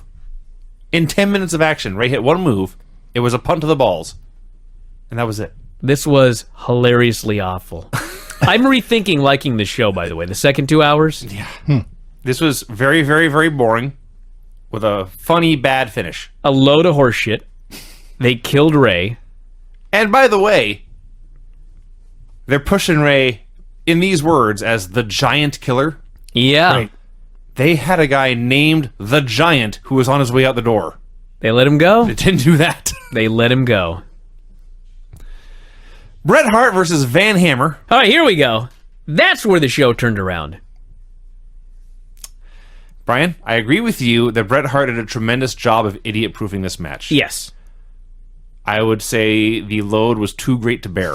Oh, come on. Van Hammer sucks. He does suck. And But you this know was what? 10 minutes of Van Hammer. How would you rate it? On a granny scale? No, on star rating. Star ratings. 1.5. 1.5. This was not a... I'd go 2. I gave it 2 3/4. No! Yep, Why? I did. Everyone quit. Oh, get out of Everyone here. unsubscribe. It was this not opinion is that not worth paying bad, for. Vinny. Come on. It was below average. Dude, let me ask you this. Was this not the best match of Van Hammer's career? Probably. Absolutely. Okay. Okay, but It still sucked. If I shoot you 6 times, one of those bullets is going to hurt less. Does that mean that that's a 2 3/4 star bullet? it depends on which one kills him. I thought I had bad analogies. That was horrific. What were you going to say? Okay, let me ask you this. Bret Hart idiot-proof this match. Yeah. Totally. Yes. I 100% agree. Why in the world did he competitively wrestle Van Hammer? Hold on, I'm not done. I know what you're going to say, but go ahead. This did nothing to get Bret Hart over. Bret Hart beating Van Hammer in 30 seconds might have helped him get a little more over. This did nothing for Bret Hart. I know, Craig, but this is the point you're missing here. It's fake. Okay? Hold on, let me write that down. So somebody in the back had a thing on the wall that said Bret Hart, Van Hammer, 11 minutes. So Bret couldn't go out there and go 30 seconds with Van Hammer. He had to go 11 minutes, God right? forbid somebody on Nitro is unprofessional. All I'm saying is They couldn't have give Goldberg and Flair a couple more minutes? this was an idiot-proofed match by Bret Hart. I agree. Everyone in professional wrestling should watch this match to find out how to get something out of somebody who fucking sucks. That's fine. You'll never see a better hammer match. No. Never. Ideally, I'll never see another hammer match, period. So, yeah, Brian, go ahead. One other thing. Okay. It's not just, here's how to get a decent match out of a guy who sucks.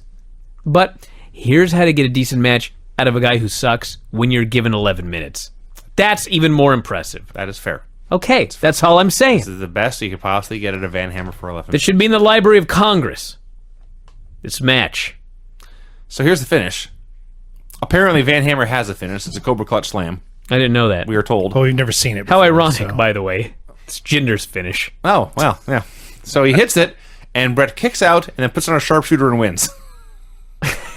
Well, There's very little I'm leaving out there. There was like one counter or something. I don't know, but yeah, he went for an Inzagiri, that's right, yeah. and then Brett ducked and put on the sharpshooter for the pin. So Brett wins clean. The only clean finish on either show of the night. 5 hours of wrestling, one clean finish. Mm-hmm. And then after he has his clean finish, then he grabs a chair to beat Hammer up for a while. Great! Why can't guys do that more often? Instead of grabbing a chair and getting themselves disqualified to lose. Well, Brett's been doing that for a while. He did. You're right. Brett did Yeah. that too. Yeah, Brett's a very, very good wrestler. So 20-some years into this, Brett figured it out. I loved this. I didn't love it, but I was in awe. I watched every second of it. Because when it started, I thought, here's what I wrote when the match first started. Let's see how good Bret Hart is. Bret Hart's really good. And you know what my next line is? Pretty damn good. Best match of Van Hammer's career. Okay. I stand by this. Hogan and Nash come out. They took over the announce desk. Nash admits, we have tried to get inside Flair's head, and, quote, he hasn't sold it. And they laugh about how good they are at telling the truth. God, this was them jerking off into a ceiling fan. This was the most horrendous commentary I've ever heard. It sucked. Craig's? I ignored it. I tried to move on past that comment. Ric Flair versus Goldberg. Hey, this was good. This was awesome. Yeah. So, first of all, to credit Kevin Nash, he says, I've been in wrestling for 25 years now, or whatever he says. Why does Ric Flair wear his knee pads below his knees? Because he's got skinny calves. And as Flair, someone finally Flair answered the question. Years after this, he's got skinny calves. So this was a hideous, terrible pro wrestling Why not show. get taller boots? Ask Ric Flair. Thigh highs? Well, up to his knee. Okay. Yeah. They still be skinny. Well, yeah, but I mean, Yeah, He wants the knee pads to have bulk on his calves. ridiculous. Who are you to argue with Ric Flair? that's true. So I'm Bryan Alvarez. And he's Ric Flair. you've proven my point. Hey, neither of us are fashion mavens, okay? Me or Rick. Actually, he is. Yes, he is. What are you talking What the about? fuck am I talking about? All right, let's go. Flair and Goldberg had an awesome match. Yeah. First of all, first thing I noticed was as hideous as this pro wrestling show was, when Goldberg, both of them, but especially Goldberg, when he comes out there, this is main event, serious, big time stuff. Yeah, he's the Everyone's- real deal. He's the real deal. Everyone's totally into this. There's no bullshit ever with Bill Goldberg. So he's out there being awesome, and Ric Flair loves to get beat up in matches. Goldberg is one of the best guys at beating people up in matches. This is a perfect mesh. So Flair's having the time of his life, getting press slammed and punched over and over again. Even Hogan and Nash, the heels, are putting Goldberg over about how impressive he is and how no one did what he accomplished so quickly. And then Nash add, there was that one cat from the Emerald City. It was an Oz joke. Yeah. So Flair, it's finally time for the heat. And so Ric Flair began an all-out, no-holds-barred assault on Goldberg's testicles. Yeah. Knees and punches and His elbows gonads. and kicks. Just over and over and over. He was working over these balls like a speed bag, just attacking them. Eventually, Goldberg escaped to figure four, decided it was time to stop selling, but Flair dodged the spear, and he hits his big delayed vertical suplex, and Goldberg no-sells. That pops up, spears him to death. People are jumping up and down. You're so happy for this. And then the NWO ran in and attacked for the DQ. So that was the finish. Yeah, shitty finish, but that was a hell of a match, too. That one should also be in the Library of Congress. I enjoyed it. That was my favorite thing on Both shows. the night. Yeah. Yeah. But see, I got to give Brett credit because this was every Ric Flair match you've ever seen with a big guy. To a degree. Brett at least had to have some kind of fucking match Brian, with Van Hammer. I will concede this point. This was not the best match I've ever seen Goldberg had. That was the best match I've ever seen Van Hammer yeah. had. So you know what's going to happen today, Vinny? And Craig? Yeah. It's been a long goddamn time, but there's going to be some entries into the Hall of Awesome. Oh! And it's been so long, I'm adding 3 people. Okay. I'm adding Bret Hart, Ric Flair, Yeah. and Goldberg to the Hall of Awesome. Did you say Goldberg is 2 words? I did. Anybody have any? No, ringing endorsements all around. That's right. Ric Flair and Bret Hart and Goldberg are awesome. You'll How no could they not argument be in the from Hall of Goldberg Awesome? is actually like 100 times more awesome than... I remember him being awesome, but not nearly as awesome as he actually was. He should be in the real Observer Hall of Fame. Yes. I strung after his second run in WWE and this run here. Like, he's such a better worker than he was ever given credit for. And he was doing good promos on this show. Oh, yeah? He wasn't a bad promo. He was a good promo. Yeah, he he had- wasn't even a neutral promo. His promos were good. He was a megastar. He was awesome. He was the only goddamn good thing in this company right now. Yes. Aside from Flair and Bret Hart. But they're all going in. Bret Hart, Ric Flair, and Goldberg into the Hall of Awesome. Mm-hmm. It's a proud day for me here. Brian, do you have my music ready? No! Wish I had the Hall of Awesome music.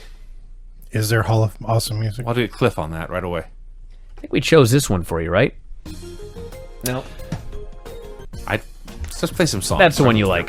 The finishes on this show were a DQ that didn't count, any falls count anywhere match, then a non-finish that did count in the same match. Submission via chain-assisted lion tamer. Submission after outside interference. Clean submission. DQ due to interference. Man. That show sucked. Worse than most Nitros in that regard. Nitro number 183, March 15th, 1999. David Flair is shown checking into a hotel. Mrs. Robinson from the NWO skit last week steps up, tries to flirt with him. He pays no attention to her, but she still followed after him. Yeah, he's too high and mighty. He's a big television star now. He is big time. It just blows her off. I will say that I hated this stupid stuff that they had with David and Mrs. Robinson. It's like someone came up with one funny idea. Let's have an older woman seduce David. Mm-hmm. We'll call her Mrs. Robinson. Yeah. It'll all build to the high spot. Mrs. Robinson, are you trying to seduce me? Mm-hmm. It's fucking horrible. It's just fucking terrible. Just because you come up with a funny idea doesn't mean it's a good idea. Right. Right? And that you should devote it to stretch it out over 2 television programs. 2 television programs, and I assume it's done now. God only knows how many weeks. Who knows? And not to mention, why would you have a hamburger when you have steak at home? Well, Craig, Because hamburger's delicious. we found out he had steak at home. That's true. Right. He didn't have a hamburger. A flaw in their plan. And besides, Craig, what's wrong with having steak and hamburger? Well, I mean, not my in this analogy, analogy, a lot. but I'm just pointing out that, let's go. Speaking of having steak and hamburger, here's they're talking about Ric Flair. This is steak and hamburger. Ric Flair is steak and hamburger. He is the steak is a title, and the hamburger is president for his lifetime. That's another analogy. We'll talk about the other one when he actually shows up in the show. So Flair, the night before, had defeated Hulk Hogan at Uncensored in the barbed wire cage match. Somehow. Because yeah, they never really went into detail. Would you like me to tell you how, or should we before you tell me, let me tell you what I got out of the show, because I know Arn Anderson interfered and he passed Flair a tire iron, and I know Charles Robinson made a questionable decision in benefiting Ric Flair. Right. But I saw some people, or there was some dialogue about people saying that Flair was bleeding first, so it sounded like a first blood cage match. Okay. And then Hogan said, you were bleeding and I pinned you. So it was what the hell happened? So it was a first blood cage match, A first blood barbed wire cage match. which I don't remember them talking about last week. So Never- they must have never added it the mentioned day of the it. show. Not mentioned one time. So it's a first blood cage match. Flair bled. Little Nate said it's a superficial wound. Match must continue. I see. Hogan pinned Ric Flair, but Little Nate would not count. Then the tire iron got in the ring, and Hogan was clonked with it. Flair put him in the figure 4, and then Little Nate did a fast count. Why are there pinfalls and submissions in a first blood match? Well, you can win via pinfall or submission or blood, unless it's a superficial wound. Now, correct me if I'm wrong. Wasn't this like the last big buy rate WCW did? Yeah, probably. I wonder why. Yeah, this is bullshit. No one wanted to pay for that kind of thing anymore? No. They also showed pics from Uncensored of Mikey Whipwreck making his debut. Oh, yeah, this famous match. Yeah, he got in trouble for this. This is one where they got heat for having a match that was too good. Yeah. That's right. We want you to have a bad match, Kidman. The opener on this. Even more, we want you Pay-per-view. in your first match in the company, Mikey. Yeah, don't be good. Go Just stink up the joint. make your money. Yeah. Kidman won. Yeah. Lodi and the Nitro Girls were at the University of Cincinnati. Lodi is still employed and, in fact, was signing autographs. Yeah. They thought he was Billy Idol. No. Not anymore. It's impossible. We had pics of Jerry Flynn versus the Cat and Sonny Ono. I'm not sure who won that. It was last week. I don't even remember. No, it was on Uncensored. Oh, and Uncensored? Yeah, I don't care. Okay. So then, I presume Ernest Miller. I guess, I'll find out. Cat did a press conference earlier today. So he's trying to be Muhammad Is that Ali. what that was? That's what they said. I could not figure out what the fuck was going on. So Cat's in a like a director's chair. Sonny Ono's next to him, and they got like a fancy cat graphic backdrop. And there's 3 people in chairs asking him questions. God damn, Jerry Flynn beat Ernest Miller and Sonny Ono in a handicap match. I think because one of the reporters, finger quotes reporters, one of the reporters was trying to ask Cassidy was still undefeated, and the reporter said, "What about Jerry Flynn?" And Cat flew off. What do you call flying off the handle? Yeah, started shooting out this reporter, harassed him, and finally left. Yeah, this was just bizarre. I couldn't figure out what was going on. Yeah, It was like no press conference I've ever seen. no, I've been to some bad press conferences. and we've seen some on NXT. Yeah. Then we had the match of the year. This was awesome. Am I wrong?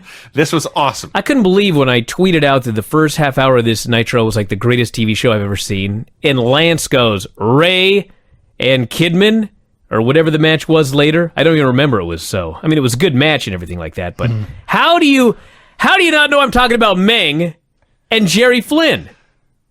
This match was awesome. These 2 big mofos get in the ring and just destroy each other. They beat the shit out of each other.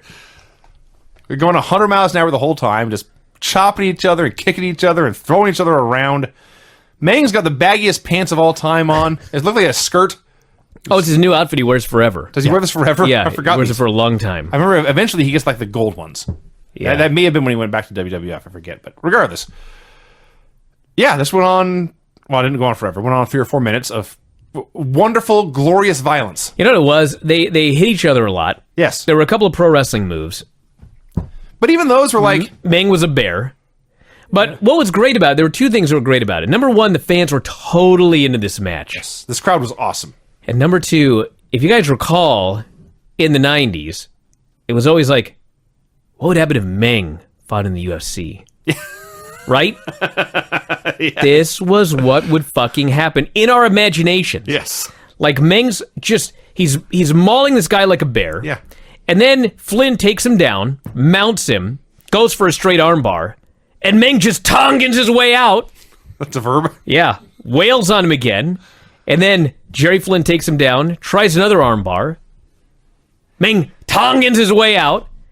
And then he does the ha-ta-ta-ta-ha, and he puts on the thing on his neck. I was like, fuck yeah! That was a finish. I am sweating, and I love this match. I want you to come back doing a Meng gimmick. Oh my god, I die. Mini Meng. The best part of this, and He's still working. I'm sure he is. It's probably still dangerous and scary. The best part of this, and it overlaps with some of the stuff you were talking about, there was a long sequence where they were fighting, and they were punching, and they were grappling, but it was for like a minute where neither guy was ever on his feet. They were trading strikes in their knees, or they were rolling around on the ground, Yeah, it was a or they fight. were grappling. It was a fight, exactly. And then Meng won with the Tongan Death Grip. A very fun opener. The only thing I didn't like about it was the finish. Why did Jerry Flynn, who has been winning and won on the pay-per-view, have to job to Meng? You know, I was absolutely baffled. I couldn't figure out what was going on, but I liked the match, so I just gave up. Okay. I mean, this is WCW. That's the least of our problems, so... Yeah, the question is, did they present a fun television segment? Yes. The answer is yes. Winner.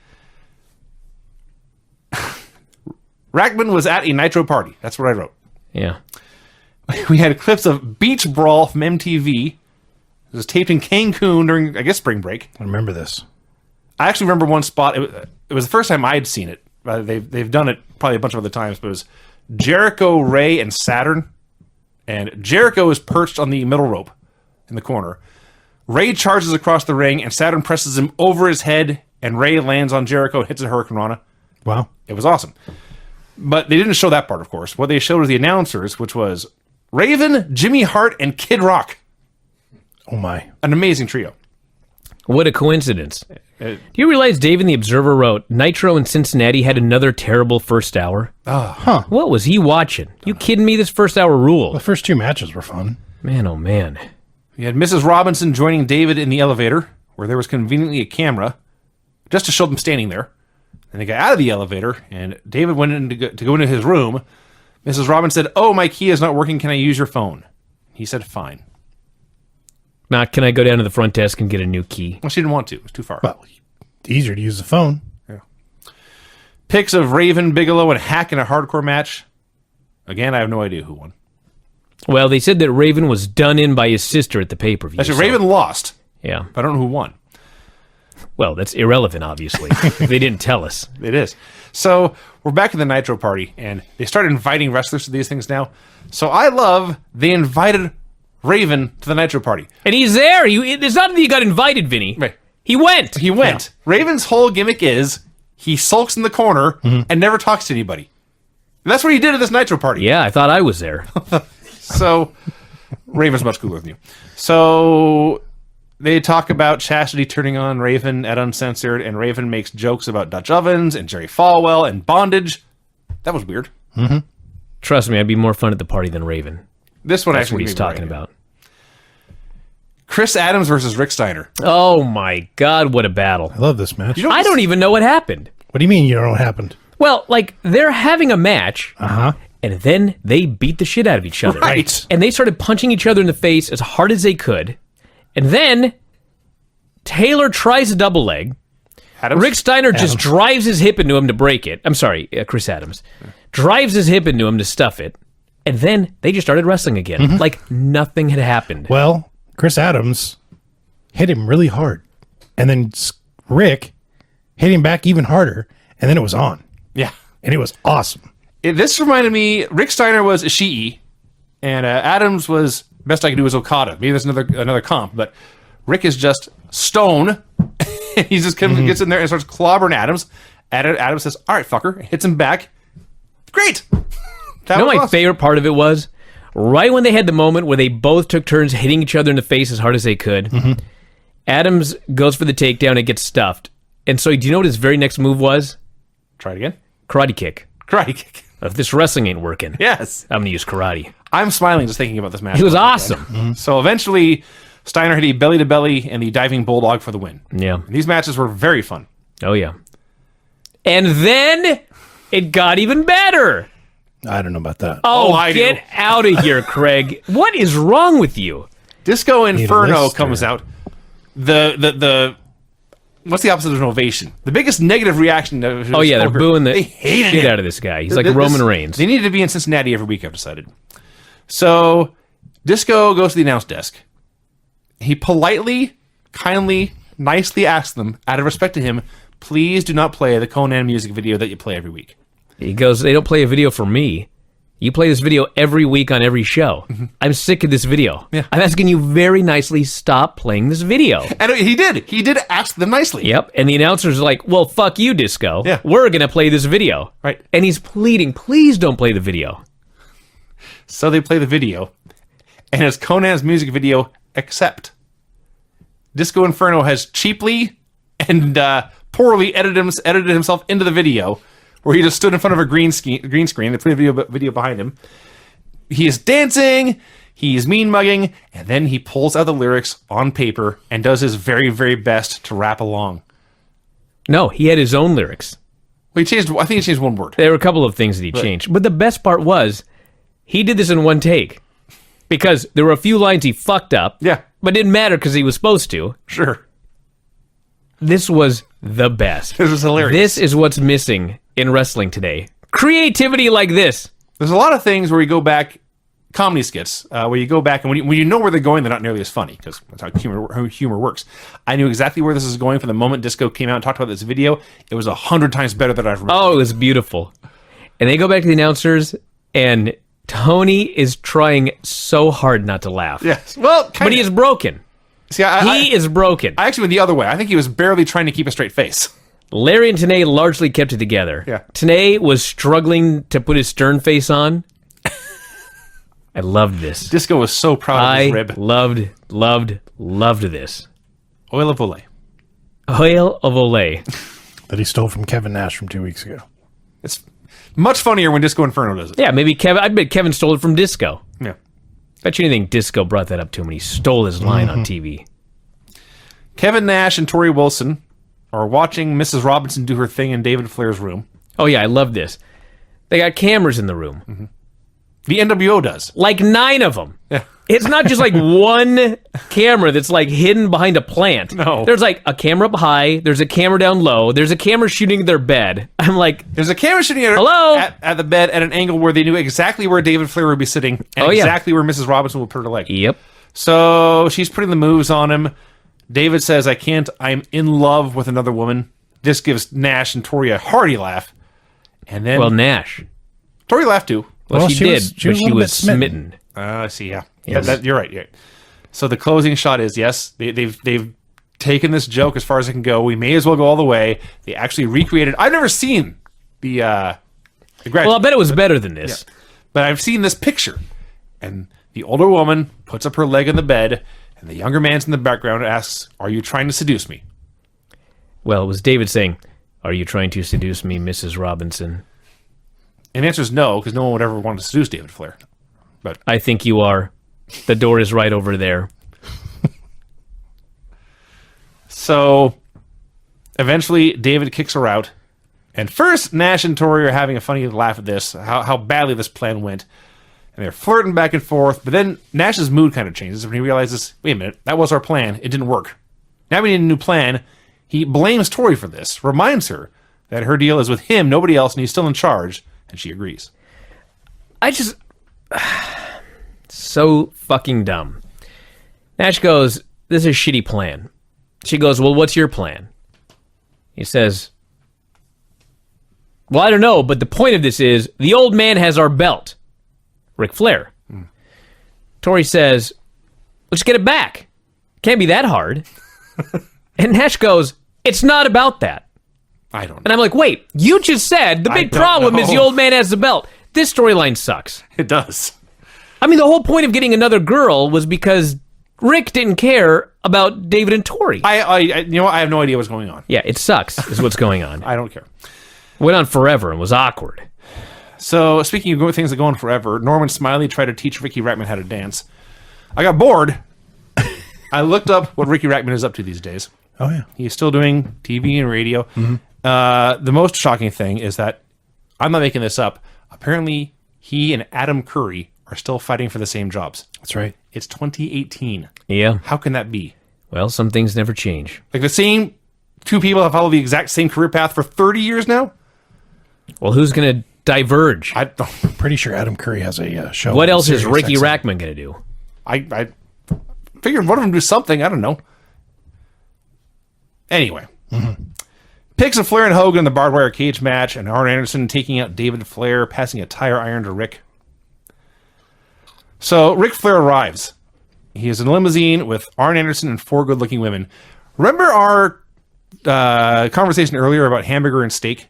Yes. Ric Flair is there with 4 pretty women and says to one of them, you know, my wife doesn't like me hanging out with you. You don't say. Yeah. How strange. They invite Charles Robinson to walk out with them. They all go get interviewed by Gene. So Charles says everyone in WCW owes a debt of gratitude to Ric Flair, but that did not influence his decision in this match. He said Ric Flair's wounds were superficial. Hogan was badly hurt and a beaten man. And he implied he had stopped the match to protect Hogan. That's what I got out of it. Hey, Hogan was unconscious in a figure 4. His Nice. leg could have been destroyed. Charles made the right call. So Flair is ranting about being the most powerful man in the business because he is, in fact, president for life now. In addition to being world champion. Is it Flair that goes crazy and decides he's the president of the U.S., or did he do that a few years ago? I have no idea. Hogan was running. I seem for to recall president. that happening. So Goldberg comes out, says, last time I was in the ring with Flair, I had you begging for mercy. I want a title shot tonight. Out comes Nash. People are just going hog wild. They're going crazy for this segment. Insane. Nash says, hey, wait a minute. I should be top contender. I was like, you were champion 3 months ago, and you gave it up. Why do you care now? I don't understand. So they're all going back and forth. Goldberg's threatening Arn. Out comes Hogan. Calls Goldberg Old Baldy. Old Baldy. Can you imagine? He said Flair was bleeding and pinned the night before. As far as he was concerned, he was still champ. So the NWO challenges Flair and Goldberg to a tag match. Flair gets in Goldberg's face. Goldberg shoves him down, but agrees to the match. And Flair finally agrees, and so there you go. That's the main event. This segment was like the Goldberg matches of promos. It was like a little wild, a little out of control. It felt real. Yes. It definitely wasn't scripted. People were like forgetting their lines or what they were supposed to say, and then Flair jumped in after they were already playing the music to confirm that he was going to have the match. I loved it. It was as funny. did the fans. It was funny because at the very end, when Flair finally confirmed the match, but the music was playing, it felt like the segment was over, and you had Hogan agreeing to the match, Nash agreeing to the match, Goldberg agreeing to the match. Ric Flair had not yet agreed to the match. The only guy who had not agreed was President. The one guy you would think would have to agree. And I mean, the one thing that wasn't good about it is Flair is the president. He showed up with 4 hot women. He wasn't going to wrestle. He was going to go downtown because he can, because he's the president. Sure. Goldberg shoved him on his ass when he asked Goldberg, you want to be my partner? And then he's like, all right, let's do the match. Flair's crazy. Well, It's the best I can do. you know, you're right. Vincent and Horace blamed each other for Vincent losing to Stevie Ray. I'm over this They storyline. both said they were in charge of the black and white, and they just went their separate ways. Rey Shit. Mysterio Jr. versus Kidman. This was a great match. What this was, I'm going to use the word Brian used talking about the Okada match last week. This match was smooth. Oh, yeah. Everything looked like perfect 10 execution. It was awesome. And he was crazy for all the high spots He was crazy. because they're cruiserweights. Because the cruiserweights Fans like to see him fly. Looks cool. Tony and Larry had what I thought was a hysterical argument about whether or not you could do a takeover on a guy who was already down. You can. That's you agree with Tony then. Yeah. Larry didn't think you could do a takeover on a guy who's already down. Larry was confusing a takeover with a takedown. I see. But it was funny. So fans are into all these just dozens of near falls. And Kidman keeps going for the shooting star press, and he can't get it. And finally, he goes up in the corner, and Ray is up there. They've already done this spot where Kidman's up top, and Ray does like the spinning Rana. And Ray tries it this time, but Kidman counters that. But Ray counters the counter, hits this enormous bulldog off the top rope, and pins him to win the Cruiserweight title. A forgotten classic on Nitro. Yeah. It's very good. They had a lot of really cool spots. Ray was running off the apron to do a Hurricane Rana, but Kidman drop kicked him out of the air. It was just beautiful. He did hit a Rana, and they went to commercial. I was like, wow, this is like watching Raw. Yeah, that's true. There was a conversation on the board a few weeks ago about spots you hate, just in general. And one of mine was the guy comes off the top rope and gets drop kicked. And I hate it because it usually looks terrible. They did it here, it looked awesome. So good for them. One thing I didn't like about this match, the only thing I didn't like is they have this match. They go back and forth. They're kicking out of all these near falls. It's a very modern match. And then Ray pins a guy. And then they get on their feet, they smile, and they hug each other and raise each other's hands. Yeah. I'm like, Kidman fucker, you just lost the belt. Kidman was ecstatic. Hello? He lost a good match. I was mad because He had a moment. they were more excited about their performance Yes. than the championship. Well, Kidman especially. Yeah. I agree with you.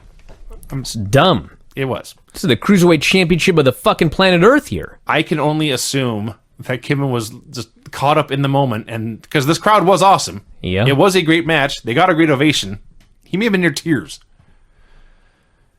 Stevie Ray confronted Horace. Oh, God. They both said they were in charge of the black and white. Can I do the dialogue? Disco shows up, and Stevie says, Disco, you tell Hogan that if Hogan is blowing smoke up my chimney, I don't like that.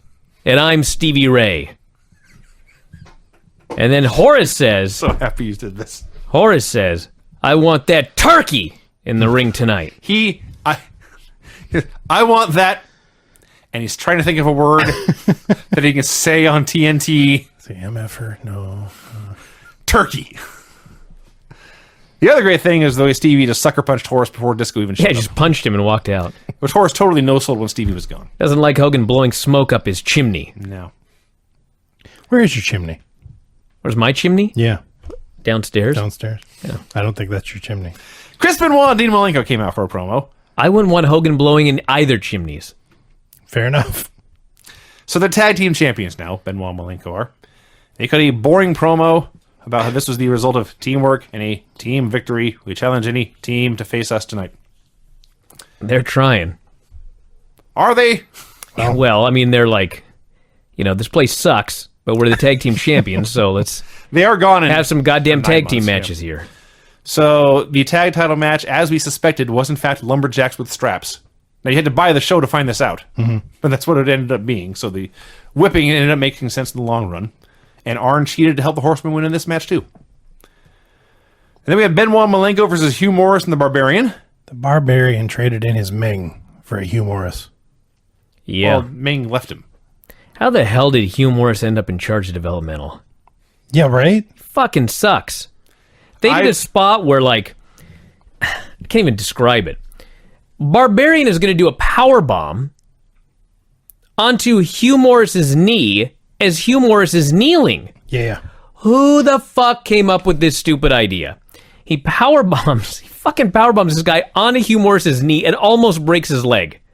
Like his knee collapses and he literally crumples in a heap. Yeah. And I'm like, somebody hired this man to head WWE developmental. Did he ever have a good match? I have watched him, and my take on Hugh Morris is that he's always the guy who had so much going for him and did nothing with it. Well, he was an athletic guy. He's huge. Yeah. Very athletic. He had charisma. He was not just a guy. He was not horrible. No. But he was not But his good. matches were.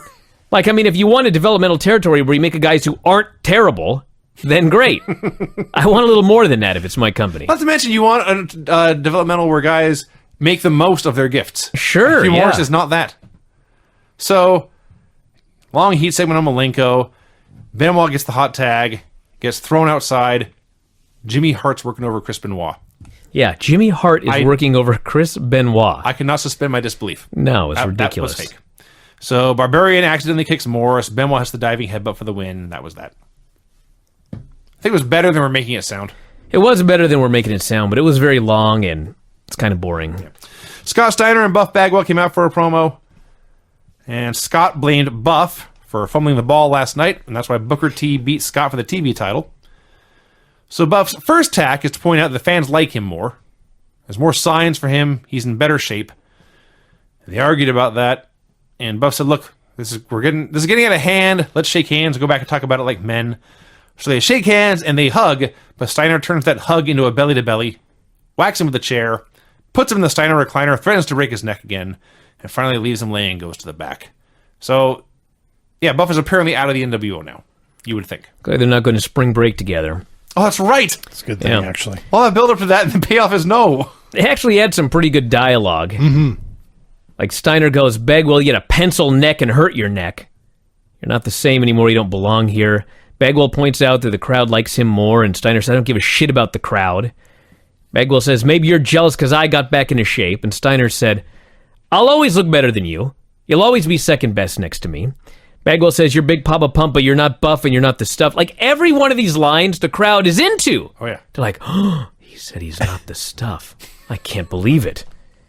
Steiner says, you were nothing before the NWO. If you get kicked out, you'll be nothing again. People go, and he belly to bellies him and beats his ass, and the fans are chanting for Buff afterwards. Mm-hmm. Yeah. This was an awesome crowd. This was a great crowd. They should be here every week. They should move developmental here. Hugh Morris should have known that. You ever been to Ohio? Actually, I think they were in Cincinnati. What am I talking about? I'm sorry, Rob, but my father grew up there, and I was not a fan. Stevie Ray versus Horace. I was not a fan of this either. So This was fucking terrible. they're clobbering each other. They were. They were barely touching each other. Mm-hmm. The crowd was dead. It fucking sucked. And then there was a finish. There's nothing more to say about this. right, What the on, fuck Vince. do you want about Stevie Ray and Horace? It's bad. I wrote too short to be awful. Stevie What? won. Conan, What are you talking It's about? too awful to be short. There's no such thing as too short to be awful, Vinny. All right. You of all people should know. Wait, what? Conan versus Disco Inferno. Crowd is chanting for the NWO in this match. Well, Conan first came out to speak on this. As he does. Yes. He was very upset that Disco was trying to perpetrate his video. Actually, trying to perpetrate on his video. And he wanted his buster ass out there. Sounds lewd. That's what he said. I know what he said. He didn't mention peeling his potatoes, so it's not that lewd. Then they had a match. Went forever. Yeah, through a break. Went through a break. We got 10 minutes plus a break. And the finish is Elizabeth takes the ref. Lex bonks Conan with his cast. Disco hits the chartbuster for the win. And by the way, Lex has the other arm wrapped this week because last week he had a brace and a glove on the left arm. Yes. Yeah. This week his right arm is all bandaged up. But this is one of these things I love about wrestling. So last week, he had the left arm taped up. This week, he had the right arm taped up. As I said. And we're supposed... He, I guess, is supposed to believe that he's fooling us. Mm-hmm. Okay? But he's got his cast over a long-sleeve sweatshirt. Right. Because he's a fucking idiot. I loved it. Should also know that he's wearing this big-ass shirt because he looks like he's lost 30 pounds since he hurt his arm. Mm-hmm. Booker T versus Chris Jericho. Another long match. The crowd was tired by this point. I was getting burned out. It was a 3-hour show. So Booker hits an axe kick. I think Jericho was supposed to dodge because Booker clunked him pretty good. And then the ref gets... Well, Booker goes for a drop kick. My guess is Booker just clonked him pretty good. You really want to know. There's also that. Regardless, Jericho pulls the ref in the way to block a drop kick, and the ref gets up and disqualifies him, and that's that. This was a waste of time. And by the way, Jericho was not long for this company. I know, that's what I was thinking too. He couldn't get pinned by the TV chief. Like, why can't Booker pin Jericho? I don't know. And it made me mad because, if you're going to do, I've mentioned this a million times, if you're going to do a shit finish, do like a 4-minute match. Yes. Don't make me sit through 2 commercial breaks in 18 minutes and then give me a shit finish. That makes me mad at the company. Yes. Yeah, Chris Jericho's got one foot out the door. With that said, I love it when heels act like buffoons. Yeah, Lex Luger and his cast. Chris Jericho here in this match. Buffoons everywhere on this show. And it was time for the main event. Kevin Nash and Hulk Hogan versus Ric Flair and Goldberg in one of the weirdest matches I can remember. Yeah, but it was great. It absolutely was. It was awesome. So- Fans loved every moment of it. So they liked the NWO, they loved Goldberg, and they hated Flair. So whenever Flair was in the ring, the NWO was the babyfaces, and whenever Goldberg was in the ring, the NWO was the heels. When this match started, I thought Ric Flair is going to bump for 3 men. Basically, he did. He did. He did. It started out because it's a tag team match. So one guy's got to start. Mm-hmm. And Flair goes, Goldberg, you start. And he pokes him or whatever. So Goldberg, his partner, responds by picking him over his head and press slamming him. Right. Flair starts. Might makes right. I liked it. Yeah. That's right. Might makes right, Vinny. So Flair starts. He gets his ass kicked. He is a bumbling buffoon. Yep. Eventually, Goldberg comes in. He runs wild because he's Goldberg, but they cut him off and get the heat on him. And he would cut them off and not tag Flair in. So Flair is pissed. When the ref's back is turned, Flair does the slap hands gimmick to fake a tag. And he gets in the ring, and Goldberg just leaves. And then Flair goes after Hogan, but Hogan, who has been winning for 5 minutes, makes a comeback. I don't know what he was coming back from. So they do some stuff for 2 or 3 minutes. And This match was a wild mare. Yeah. Yeah. So Hogan hits the big boot. He wants to do the leg drop, but Goldberg and Nash are in the way. So he has to wait for them to leave. He hits the leg drop, makes a pin. Charles Robinson won't count. Yeah. So Hogan punches him. Robinson takes a fantastic bump. Then Goldberg spears Hogan. Huge ovation. The show goes off the air. Yeah. No finish. No finish. No finish. Hey, you a know what? theme. Is no finish worse than the NWO running in? At least it's a different shit finish. At least this one, it makes sense because the ref was laid out. So there's no one to call for the bell. And it was satisfying because Goldberg speared Hogan right when the show ended. Also true. Yeah. And we can add that when the show went off the air, there was a little picture on the screen for next week's Impact, and it is, in fact, at Club Lavella. Ah, your favorite. The best Nitro of the year every year. Yeah. You can't screw up a show with a ring in a swimming pool. Somebody's going in the drink. It's impossible. Has anyone stolen that gimmick since Nitro went under? No, I don't know what's wrong with people.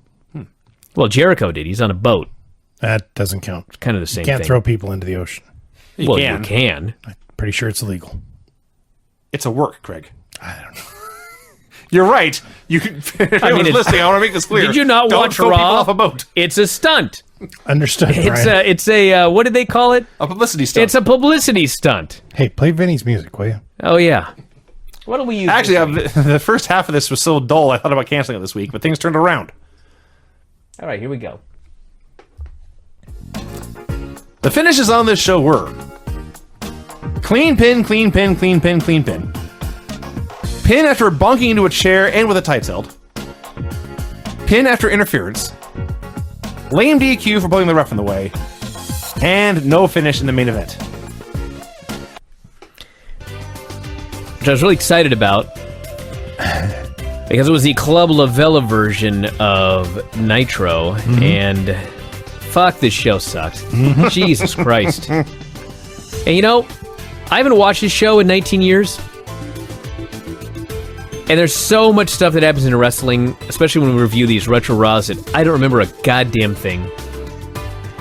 But when Nitro started, and Ric Flair's doing his deal about how they're going to do a drawing, and they're going to put everybody's name in a tumbler, and make sure he says a lot of cruiserweights, I fucking remembered it's Rey Mysterio.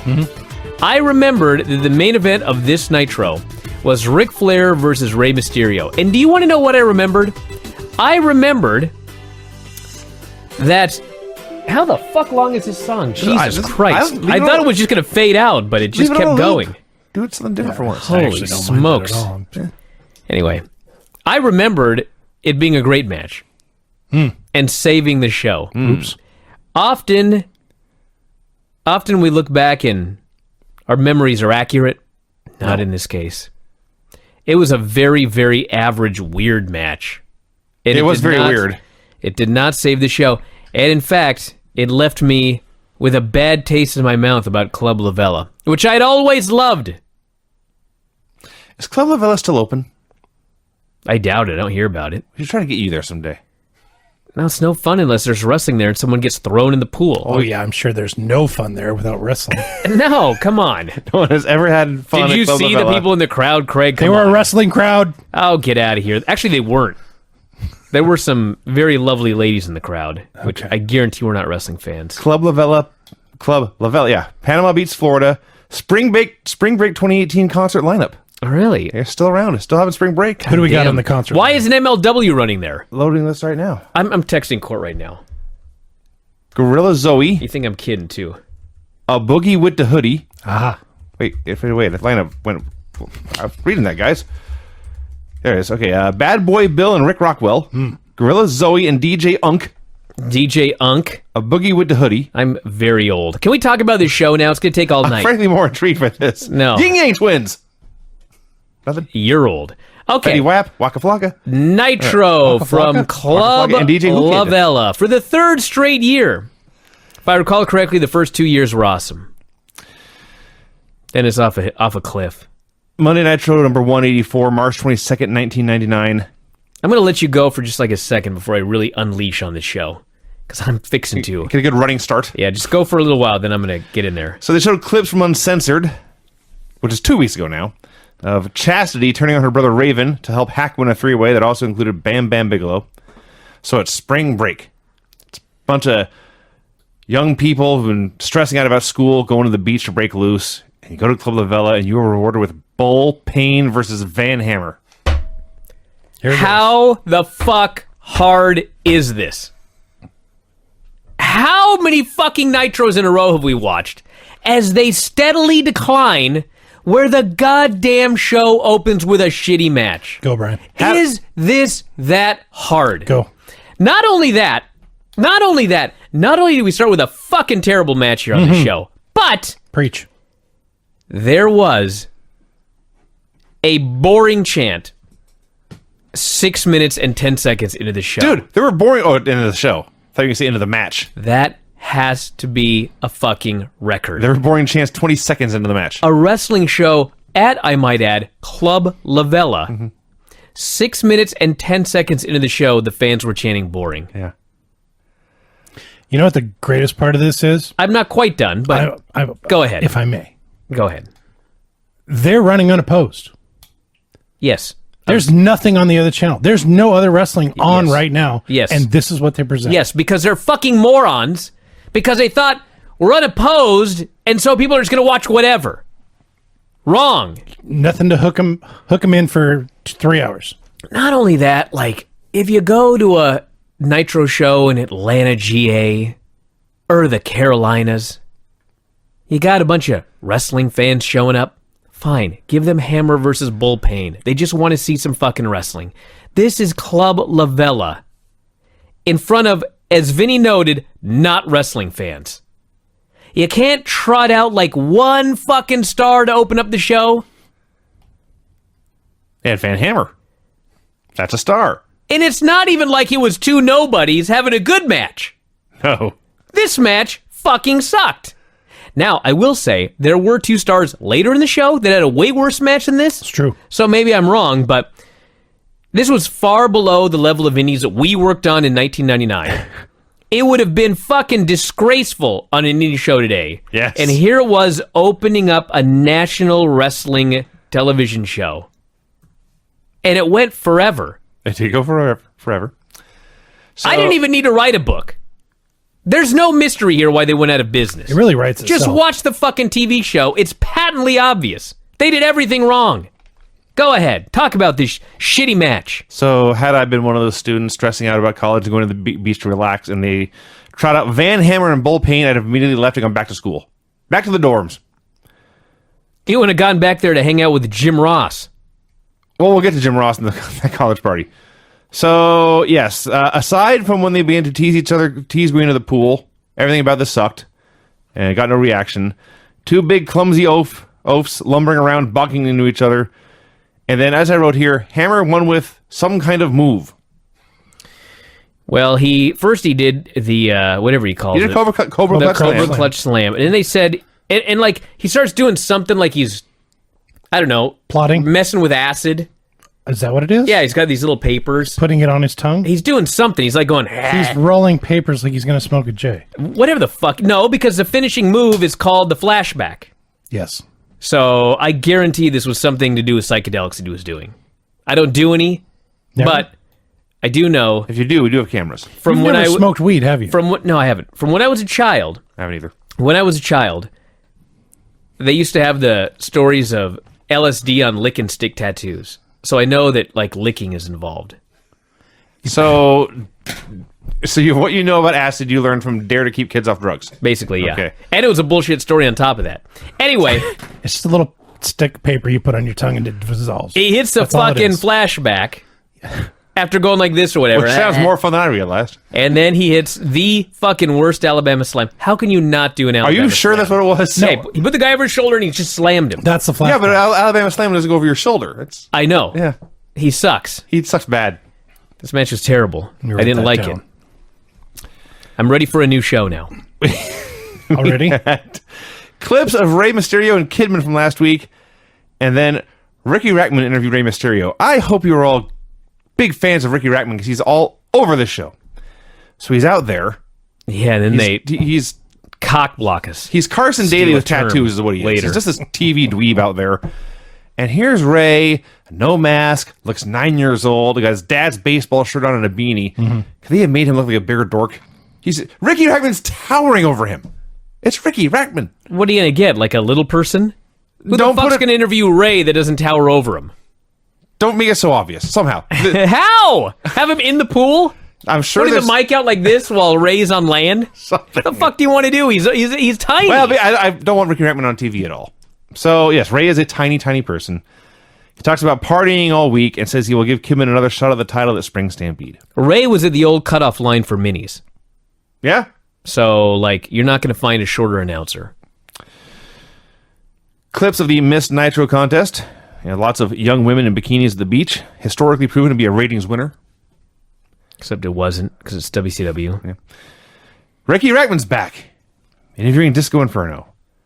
Ricky Rackman accused Disco Inferno of being unfunny. Yeah. Pot kettle. Well, it's untrue as well. Yeah. Not just pot kettle, but it's factually incorrect. Disco, I'm paraphrasing, but Disco said, I'm going to steal a Yakov Smirnoff joke. He delivered a Yakov Smirnoff joke. It was funnier than Ricky Rackman. Yeah. Played his video again. Play this video again. It's still awesome. It is. Craig. I watched it again. Yeah. Yeah, just as good the second time. And you're right. He was trying to actually read the lyrics, except for Oil of Olay. That's the only one he changed. But And it's he actually great. gets through like 2 verses, but then on the 3rd verse, he's just out of here. He's lost. There's a point where he gets to the end of a verse. It's the first and second one, but he finishes the line, and clearly they did this all in one take, and he did no rehearsing. Because he reads the words, trying to fit it to the rhythm as best he can, and then he realizes he has no idea what he has just said. He just looks up at somebody and shrugs. Like, Yeah, what that's is what this made it shit? awesome. Yes, That's the comedy it video. is. And he challenges Conan to a match at Spring Stampede. Yes. Tony Schiavone tried to be the sponsor copy, but And by the way, Craig, Yeah. I guarantee you that the video is going to be better than the Conan Disco Inferno match at Spring Stampede. That I will agree with. And we were there. Yeah, we were. Tony Schiavone tries to read the sponsor copy, but first he's complaining the graphics aren't on screen. And then the graphics finally come up on screen, and then he decides, for no reason, I will read these in the Lee Marshall impression voice. Sure, why not? You don't care. Clearly, Everybody has given up. he cannot possibly have been sober here. Recap of Scott Steiner turning on Buff Bagwell last week, and then realize they What in the fuck was this? realize they have 3 hours to kill, but here's 30 seconds. Fit Finley goes to Rick Steiner's trailer. He says, is Rick here? And Rick's assistant or aide or whatever says, yes. And Rick appears, he's got a beer, and Finley says, okay, I wanted to make sure you were here. We have a match later. Rick says, yep, see you out there. I know- That's it. I know it's not what you make, it's what you save. Was it supposed to be like his house or just like his trailer on the lot? I assume it's trailer on the lot. Okay. You thought this was the Steiner? I don't know. I could not figure out what the fuck was going on. I thought he went to his house. Like, what are you going to his house for? To challenge him to a match at Club La Vela? Okay, that's funnier. I wish it had been his house. That's what I was thinking it was. I was like, this guy's got to be like a multi-millionaire today. Living in a trailer during his big on Nitro. money-making years. Yeah. If that's Like the Jeff case, Hardy. if that's the case, he should have gone out to check his mail and then bumped into Finley there. Should That have. would have been better. Recap of the Flair, Goldberg, Nash, Hogan kerfluffle from last week. And then, swear to God, Ricky Rackman was back. This show was not a half hour old. His 3rd appearance. So he's narrating clips of Goldberg doing an appearance at a NASCAR race when Hack interrupts. He demands to be referred to as Hack, Hardcore Hack, the King of Extreme. He called out Goldberg, whacked himself with a stick to prove how hardcore he was. Then he left, and Ricky just kept on talking about how great Goldberg is. We know, Ricky. We've been watching. He was wrapped in fake barbed wire, smacked himself in the head with the kendo stick, and made himself bleed. Yeah. Because he's wacky. It was at this point that I wrote, can we get a fucking exciting match, please? And we almost did. I would we say had a we video did. package first. Well, this video pack, a Goldberg hype video. Nothing wrong with this. It just occurred to me they're pushing Goldberg harder now than they did when he was world champion. Just want to remind everybody, we had a clip of Raven Bigelow Hack. We had a horrible match. We had a Ray promo, beat shots, a disco promo, a disco video, Fit Finley going to Rick Steiner's house, another Flair video, an interview with Hack and Chastity, and 60 seconds with Goldberg. That happened. And then a lucha match. Yes, Brian, I know it's awful. You're right. I understand the shock, but we got to move on or we'll never get it through. I can't. We had La Parca and Damien and Super Calo and Lismark Jr. versus Psychosis, El Dandy, Silver King, and somebody in a Mil Mascaris mask. He had And a flannel and baggy and plaid flannel pants. Pajama pants. and pajama pants. And they said they didn't know who it was, but it couldn't be Mil Mascaris because he wasn't sucking in his gut or dancing on his tiptoes. Sure. That made me laugh. They finally said this is La Cucaracha. La Cucaracha. The cockroach. Yes, thank you, Craig. You're so learned. Well, I knew Brian didn't know it because he's Mexican. Right. Get out of here. So the story of the Cucaracha in this match is he gets in there once in a while, he gets his ass kicked on some very simple stuff, and he tags right back out. So essentially, you had 7 luchadors taking turns doing their thing. It was fun. They had a fun lucha match. It was fun, but First off, they're on a floating ring. Yeah. And the railing is so goddamn close to the ring apron. Yes, that's true. It's like, it's probably like 3 feet that they have to work with. And these fucking luchadors are doing dives into this tiny little area. I don't know how none of them fell into the water. They do this giant train wreck spot to the outside where they all do a dive. They all miss a move off the top rope, crash and burn. Nobody cares. It's deadly silent. And then La Cucaracha suddenly hits a bunch of stunners and wins. Stone Cold It's La Cucaracha. is here at Club Lavella. Amazing. Now, I had a thought during this match. Since the platform is on water and the ring is on the platform, is it better taking bumps in this ring than a one that's on the concrete floor? Should be. What? Well, the water has give. Yeah. So why the fuck would it be worse? No, not worse, better. Well, the answer is yes, Craig. Why wouldn't it be? I don't know, I just thought about it. Wow. Okay. Okay. So yes, La Cucaracha turns to the camera and says, "No comprende." In all my years covering Club Lavella, had never entered my mind. Bet you it's a joy to work in that ring. We had more spring break Did you clips. watch the show? It was not a joy to work in this ring on this No, it was a night. joy to watch what was going on in the ring. Then we had a backstage skit, This was awesome. which I'll cut to the chase. This is Lucha Underground. Where By the way, it's disco, everybody. Well, yeah.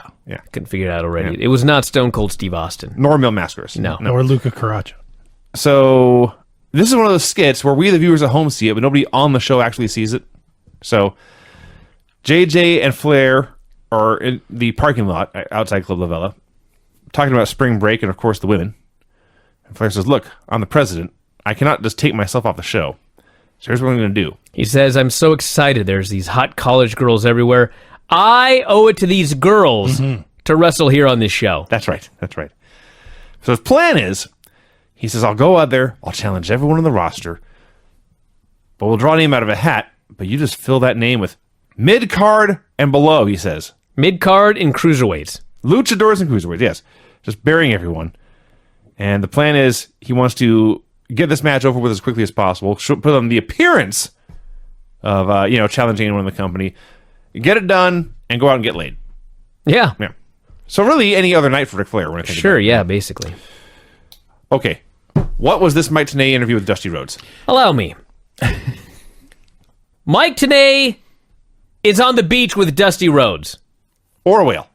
Dusty A whale would have been more coherent. rambles on, and I'll give him this, a very charismatic manner. First off, Mike's trying to ask him some questions about what's going on in WCW. I don't even know, like he's a commissioner now or something. I don't even know why. He goes, I'm very upset that Larry has taken my spot at the commentary booth. I'm much better doing commentary than Larry. Tenay tries to steer him back to talking about Ric Flair. Dusty says, I'd be better than you as well, Mike Tenay. Mike tries to steer him back to Ric Flair. Dusty says, well, Ric Flair is the president. And I have to say that you caught me off guard with these questions. He starts talking about how great he is again. And he says, Ric Flair, are you cross with me? I can't even do it. Craig? Are you cross? If Are you cross with me? And then he announces that he's still the bull of the woods. I'm still the bull of the woods. What? If you will. Is he coming back for a match with Ric Flair in 1999? That's no. I don't remember this. You got more out of this than I did. What was this? I don't know. He spent the entire... He hasn't been on TV in I don't even know how long.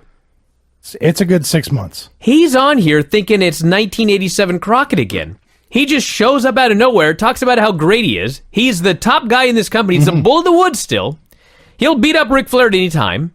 He's the best commentator. He's the best at everything. What? I think somewhere here he even said he was also the best referee. Referee matches between Barry Windham and Dean Malenko, as I understand. What was this? I have no idea. Now, on top of that, he finishes. That's all I can say is he finishes. So then Mean Gene brings Flair out to the ring for a promo, but as Flair's making his entrance, the announcer's like, what the hell was Dusty talking about? Larry is angry because he was insulted by Dusty. Tenay just says, He never actually answered my question. You don't say. Yeah. So Flair's out there to talk. Raven interrupts Ric Flair. What? Okay. The guy who went shopping at the mall, bought some really, really nice clothes, and then never wore them again. He's just the same guy. Well, they dropped that angle because they didn't like it. What? Great. That was awesome. Yeah. Great. So he says, I have never had a world championship match. Vinny, let's do a recap here. You be Raven, I'll be Flair. I'm in the ring, by the way. This is always fun. I'll do my best. I have never had a world championship match. Is he talking to me? Yeah. Flair buries this guy. Yeah. Says, fine. You want a championship match, you can wrestle the World Tag Team Champions Benoit and Malenko. Canyon's your partner. And Raven says, wait, Canyon's out making a movie with Jesse Ventura. Well, all right, you're wrestling by yourself then against these two men. Yeah. Raven says, all right, I'll beat them both up, and he leaves. Because Raven's now the big, tough babyface guy. Thespians, both of you. Thank you. I only wanted the first part about it, is he talking to me. The rest, I was just not ready for. I see. I was like Dusty, I wasn't ready for this. Yeah. And I love that Raven wants a match with Ric Flair. Ric Flair says, you can have Benoit and Malenko in a 2-on-1 match instead. Gene goes, sounds like a great opportunity. How so? He's sucking out to the boss. So there you go. So, yes, and then Flair announces his plans, His lottery. his lottery. He chooses his opponent at random, and the announcers had no idea this drawing was going to be rigged.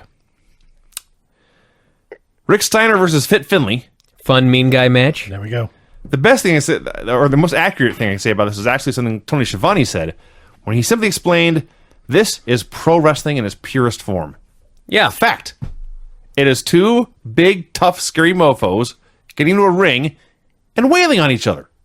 That's it. There was not really any story to this. There was not a long heat segment. There was not a comeback. There wasn't really a heel or a babyface or a villain or a hero. It was just two monsters committing carnage and violence. Thumbs up. Two guys kind of in slow motion punching each other. It wasn't a great match. No. It was pure. This is the purest form of pro wrestling. Rick hit a DDT and the diving bulldog and won. Great. Yeah. It was good. Best thing on the show. Probably. El Vampiro versus Juventud Guerrera. This was not the best thing on the show. You know, I'm pretty sure. Let's see. I've known Dave since 1998, I believe. 20 years. Yeah. In 20 years, I don't think there is one thing that Dave and I disagree on more than the quality of wrestler of Juventud Guerrera. In the Observer, like 2 weeks prior to this, he wrote that Juventud Guerrera is one of the best wrestlers in the entire world. What? Yeah.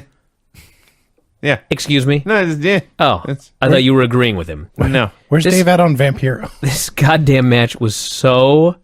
This was the worst match. Yeah. Actually, there was a match on Raw that was worse. But this was the worst match on this show. Yeah. One of the worst matches of all of 1999. They fucked up every single spot they tried. We got a boring chant again. Hoovy at one point just went for something and just missed. Yeah. Let's Yes? go to detail. He goes for a springboard something or other. Vampiro moves out of the way, but Hoovy wasn't expecting it. So Hoovy lands on his ass, then jumps up and just hits a Michinoku driver anyway. Yeah. And that was Yes. the finish. Yeah. He needed the finish, yeah. Listen, I know that some people are going to listen to this and go, well, Brian, it's clearly Vampiro's fault. Vampiro was not good here. He was also terrible. Yes. But listen to me. This would have been Vampiro versus AJ Styles, this would have been 1,000 times better. If this were Vampiro versus Okada, it would have been 1,000 times better. You don't say. Vampiro versus Naito, 1,000 a times better better. wrestler than someone? My Huh. point is, if he were actually in there with one of the best wrestlers in the world, I see. it would not have been this bad. Right. And Hoovy consistently has matches this bad. Every now and then he does have a very good match. But he's in there with like Ray or something. Yeah, this just is... He was horrible here. Both guys were horrible. They were both terrible. This Yeah. match was hideous.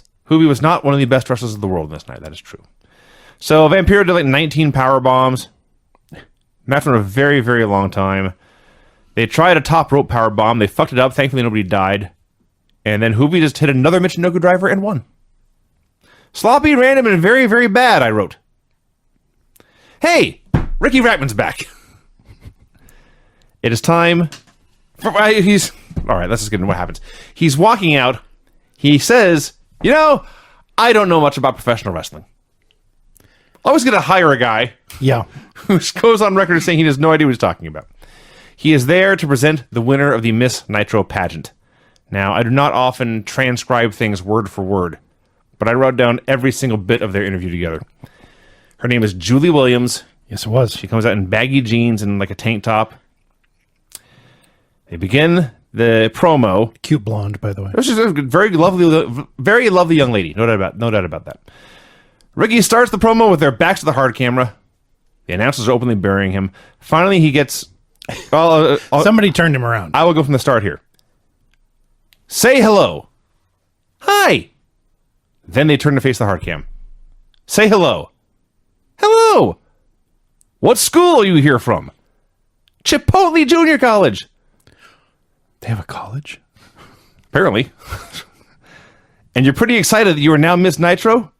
Yeah. What does it mean to you to be Miss Nitro? It is cool. That was it.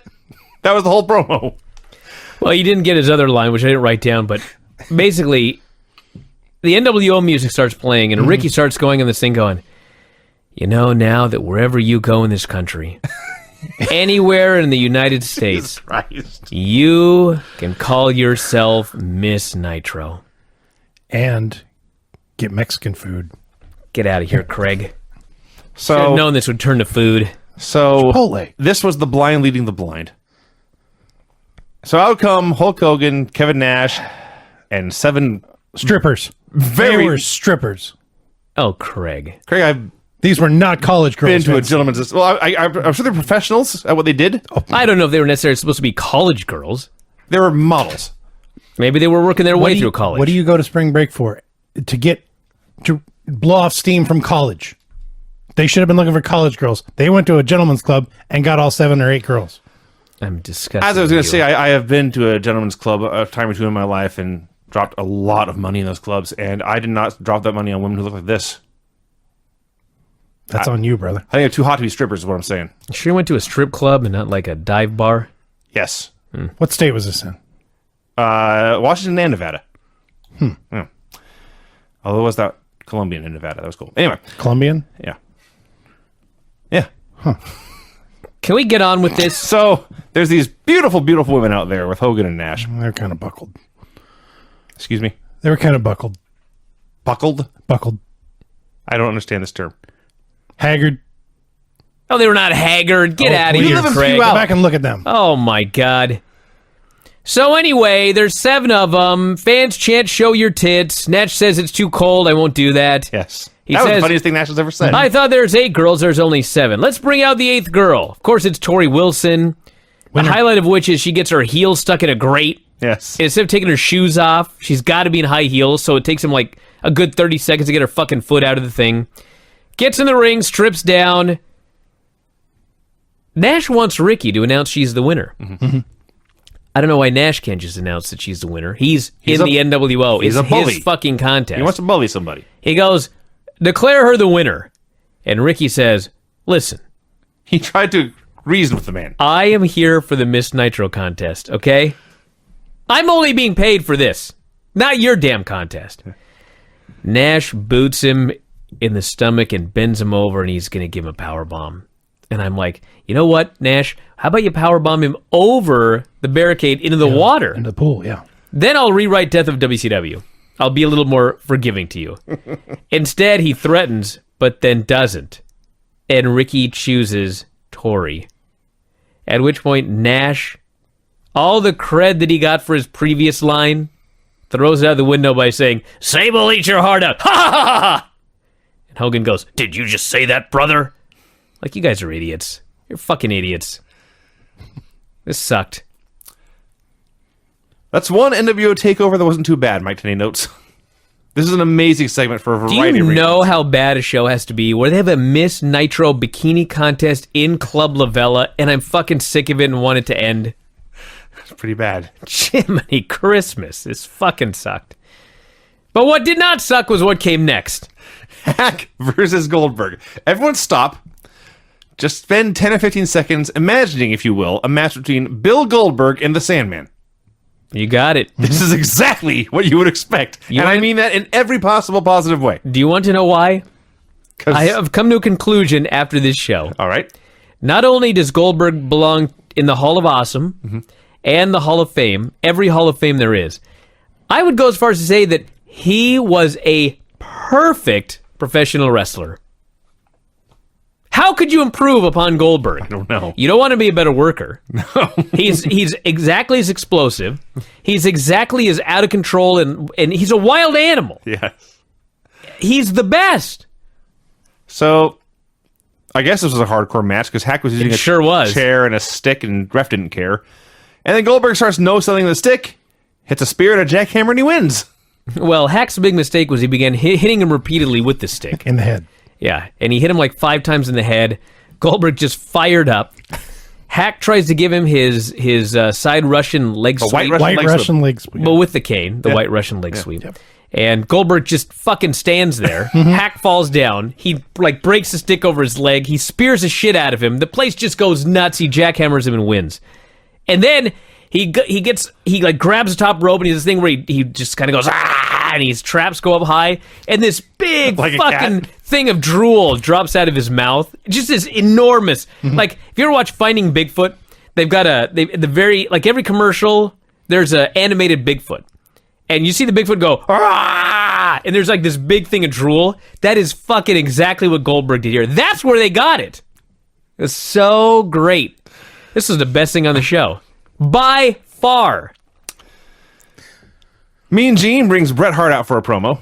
This is pretty good. Bret notes he has been in the WCW for more than a year now and has not received a title shot. The WCW.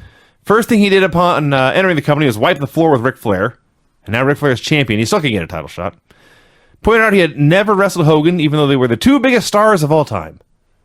He'd fought Kevin Nash many times before. He could beat him again. You may be the pencil, he says, but I could be the eraser. Says Goldberg has no technical skills. Dared him to come face him one time. He could beat Goldberg in 5 minutes. He could only take this promo back. Indeed. It was fine. I liked it. Horace Hogan versus Vincent. Dude, in what universe was this not the worst match on the show? This one. You know what's funny is last week, Horace wrestled Stevie Ray, and some genius in the back goes, that wasn't too bad. Put him out there with Vincent. Dude, they got to do they got to do their weird storyline with all the shittiest guys. But this was better than that Vampiro Hoovy match. Yes. Inconceivable. It's amazing. Jiminy. By my It's just fucking- calculations, Rock and Mankind was going on the other channel. I would rather watch that. Yeah, Vincent here was much better than usual, by which I mean he was clearly not the worst wrestler in the entire world. Yeah. Did a Japanese arm drag at one point of all things. So Stevie Ray comes out, and Horace and Vincent bonk heads, and Horace is leaning against the ropes, and Stevie goes to push Horace on top of Vincent, but Vincent cradles him for the pin instead. Technical wizard, Vincent. So Stevie attacks Vincent after the match. Bryan Adams comes out and joins in. Adams and Stevie are having an argument, and Tony Schiavone notes, some sort of plan went awry here. That's for sure. Yeah, it was Yeah. called The Booking. It's time to draw a number to find Flair's opponent. Oh my God. So they got the tumbler in the ring, and the story is all of the wrestlers are around ringside to find out if they got the number. But there's only like 8 wrestlers out there. And one of the announcers goes, is that everybody? The other announcer goes, I don't think so. Seems like there's a lot of guys missing. Yeah. They don't know what's going on. 20 guys just didn't want to go out. So here's the most infuriating thing. JJ pulls out number 23. 23 is not Rey Mysterio. 23 is El fucking Dandy. That's right. But El Dandy has his arm in the sling.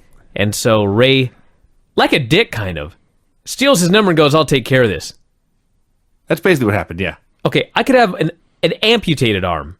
I still want that match with Ric Flair. Well, That was not very friendly of Ray. And I was upset because I would have liked to seen Ric Flair versus El Dandy. I bet that would have been awesome. There's that, too. So Ray comes out there. Flair is distressed to see him. You were not supposed to be in there, he says, because his plan was all mid-carders. You're a champion. You're not in this thing. Yeah. But says, hey, you're out here now. I dare you to walk out here again in a half hour. So Well, I mean, he did say that, but mostly he and JJ wanted to pick another number, and Gene held them to it. He says, dude, you picked the ball. You got to stick to it. It's Gene Okerlund's. He should be the commissioner. He's handling all the business here. Had a Benoit Malenko video package set to Bob Holly's theme song. And then we got Chris Benoit and Dean Malenko versus Raven. So they destroyed him, but he wouldn't submit. He is now plucky babyface Raven. So they beat him, and they beat him, and they beat him, and they beat him, and they beat him. Out comes Saturn to make the save. He's got the dress on, he's got makeup on, and first they're just confused about why he's there, but they tell him to leave, and then he fires up, and hey, for this 30 seconds or so he fired up, this was awesome. Suplexes everywhere, just whipping ass. Tony says, Saturn is now part of this match, I guess. That is a fact. So he was part of the match. It's a regular tag team match now, and then they cut Saturn off, and they hit 7,000 moves in a row. How could Benoit and Malenko matches be so fucking boring? It was incredibly boring. So, about an hour in, Raven gets a hot tag and runs wild. Crowd wakes up. It's a four-way. Saturn hooks Benoit in the rings of Saturn, but then Raven and Malenko start fighting with the belts. The ref calls for the DQ, so there's no title change. This would have been so much better, if they just said, Raven, Kane's not here, who's your partner? He says, Saturn steps up and volunteers, and they just do a tag match. You know, Vinny, I'm glad that you determined this was disqualification because they rang the bell. They did not explain what the finish was. Nobody there live had any idea what the finish was. Everybody thought that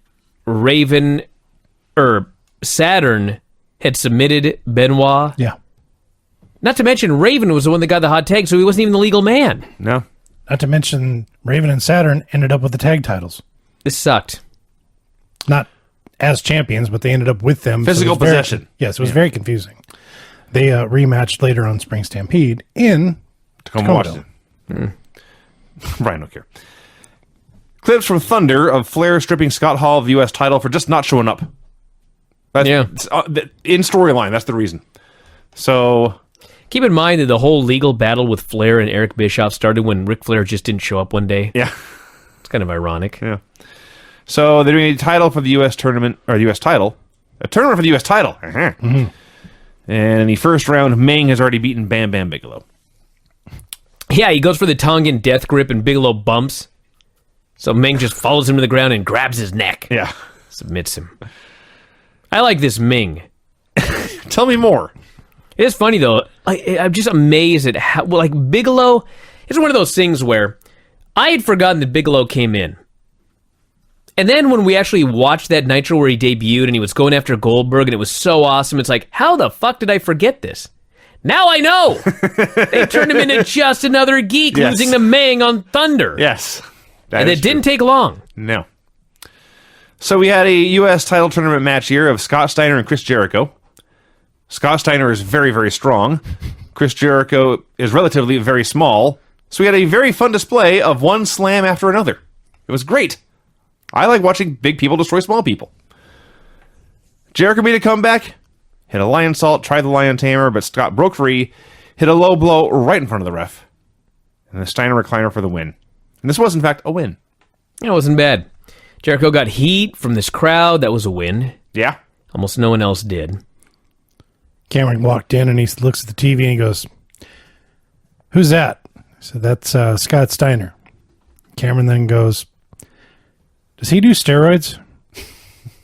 Craig, you better have answered no. The man has never failed a test. He is a clean athlete with great genetics, just like his brother Rick. That's correct. Ric Flair versus Rey Mysterio Jr. First of all, Michael Buffer referred to Rey as the master of the Latino Frankensteiner. Which I thought was German. Well, hey, that was the finish. So Was it? that was a good way to kick this off, yeah. So, Ric Flair, let's be honest, has one match. He has a few variations of this one match. But it doesn't matter if he's a heel or a babyface, he gets his ass kicked all the goddamn time. If he's a heel, he gets his ass kicked in a bumbling manner, makes the babyface look like a god.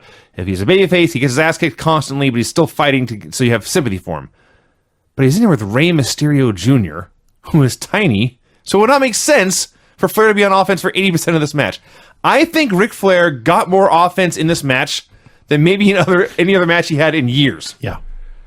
Well, not only that, but he has a few things that he does when he's selling. And usually Flair will just do his match with everybody. Mm-hmm. He went in there and decided, I'm going to do Rey Mysterio's match. Basically. I'm going to let him do all of his lucha, and I'm going to take everything. And Ric Flair's a great athlete. He's not the most coordinated guy in the world. Sure. Trying to take a lucha arm drag, it's just a mess.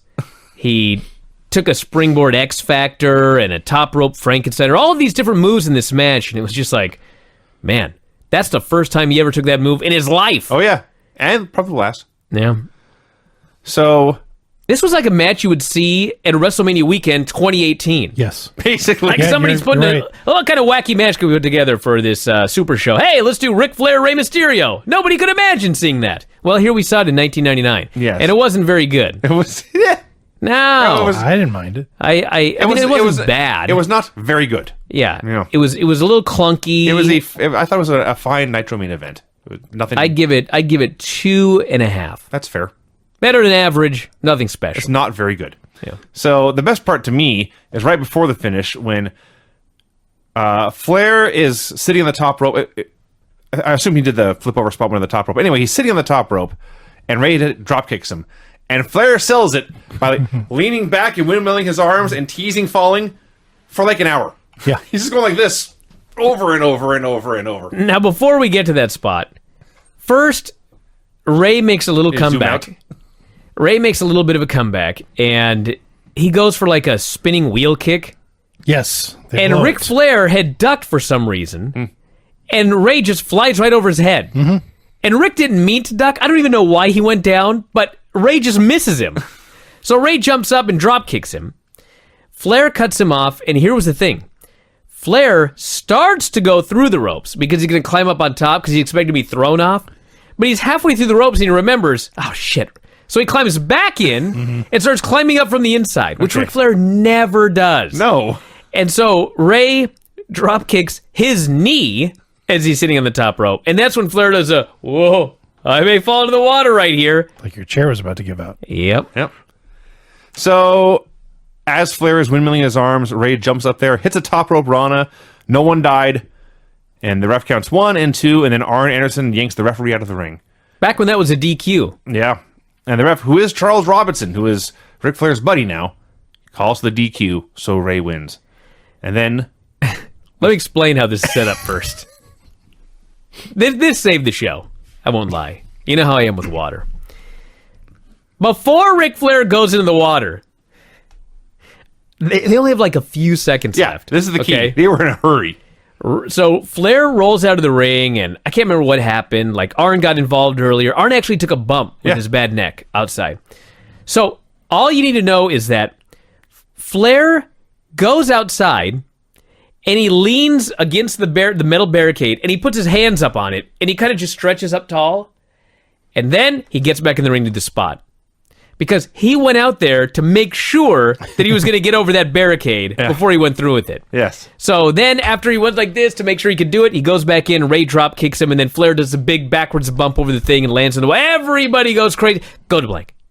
It was that fast. They had 6 seconds to spare. I was like, you can't show Ric Flair selling in the water. No. The bump is part of it, but the selling of the water, that's the main thing we're looking for here.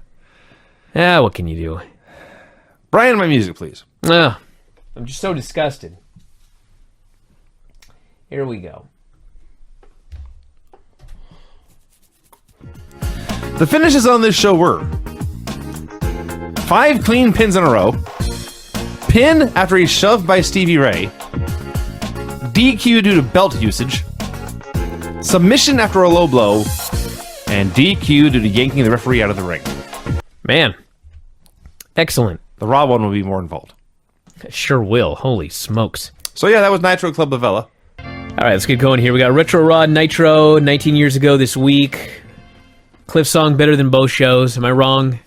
I love Nitro You love Nitro? for nothing that had anything to do with anything that happened in the ring. What could you possibly have loved about Nitro? Nitro is the show where Tony Schiavone ran out of fucks. Well, It's true. that is true. Yeah. And it was great. It was great.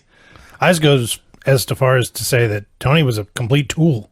Oh, come No. on. What are you talking If about? by tool you mean hero, Why was he a tool? Because he was working for a bunch of idiots? No, every time Bobby tried to get a word in, Well, Tony would shoot him down. I hate people like call him that. stupid. There you go. But come on, look what he's working for. Tony hates Jiminy Christmas. hates the show, Hates his job. hates his job, hates the commentators he works with, all three of them, hates the behind-the-scenes producers, and he was letting you, the viewer, all of America know how much he hates everyone. And Bobby still cracked him. Eventually he did. Yeah. He still cracked him. He's the best. Well, let's get started. See, if I had more time, I would have gone back and just categorize or you know, put all the Tony stuff together. And You just- should have. just listed that and skipped all the wrestling because who gives a shit? Oh, I got a lot to talk about with this wrestling show here. Well, let me tell you. Let's begin. Monday Nitro number 185, March 29th, 1999, from the lovely city of Toronto. Yeah, I've never been there, but I've heard. So, I've been there. It's lovely. David Flair and Tori Wilson are having a black and white date, calling Ric Flair a loser. They're literally having a fireside chat. Yes. They're both sitting on a chair. They're kind of staring into each other's eyes, except David's awkward. Right. There's a fire in the background, like in a fireplace. Sure. Yes. Not like arson. Important detail. And like she's sort of touching him, but not really. She kind of got her hand like near him, Well, that's not touching then, is it? and he's like, "I can't believe my dad is such a loser." I'm sorry. Too much. I'll try it again. Yeah. I can't believe my dad is. Too much. I can't do it. It's impossible It's literally to impossible. imitate the lack of enthusiasm David Flair had here. I can't believe my dad is such a loser. Anyway, Tori can believe it. can't believe my dad is such a loser. No one can do it. He's more talented than I thought. Yes, so. So, anyway, yeah, his dad's a loser, and Hollywood's the dad he never had. The announcers were pushing a Volkswagen Beetle. They were giving away... Not literally. No, that's a good point. They're not actually pushing it. They were promoting it. Right. They're giving away this Beetle as an advertisement for a video game. Just struck me as a very Nitro thing to do. They always did this weird stuff. Yeah. Surprised they didn't have a guy driving it. Like their official... WCW official Beetle driver. Yeah. And have Ricky Rackman interview him. And they'd interview him, yeah, and he'd just be like a normal guy Yes. with nothing to fucking say, and they'd just go on and on. So David Flair then. Yeah. So, yeah, the crowd was demanding Bret Hart from the get-go, and they showed Bret last week claiming he could beat Goldberg in 5 minutes. Then they went to commercial. That was the first segment, everyone. Okay, they re-aired Conan's music video. No disco this time. How many weeks does this go on? Dude, I don't know. It's a good video. We saw it for like 6 weeks by itself, and then like 3 weeks with disco, and now we're back to it by itself. Sure, yeah. Listen, it's a fine video. I've seen it now. Well, new viewers. So Conan comes out and does a spiel. He starts to run down disco when Vincent interrupts.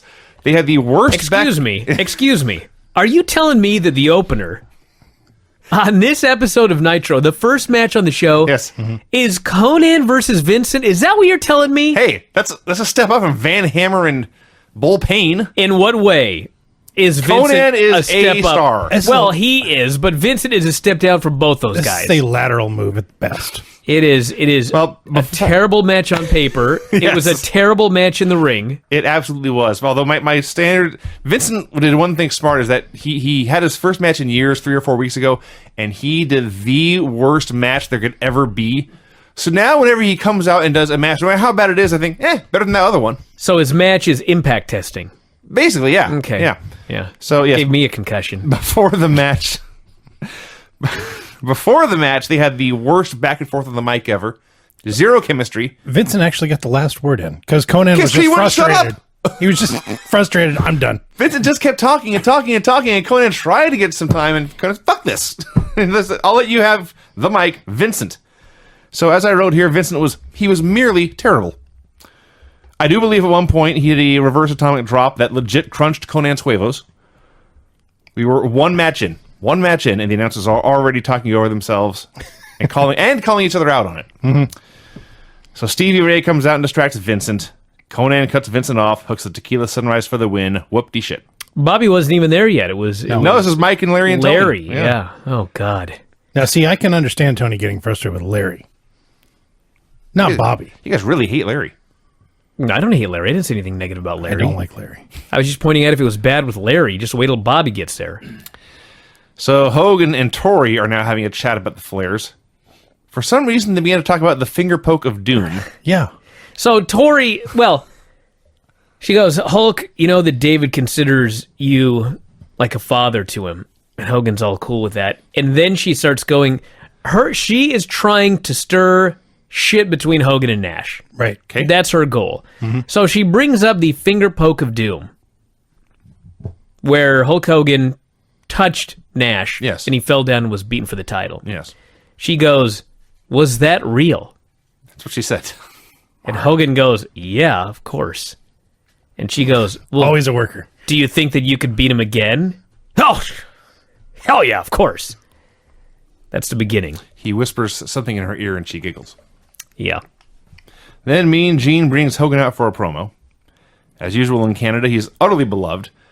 And so, I mean, he's been doing the sort of double turn with Flair anyway, but he just says, hell with it, I'm going to be a babyface today.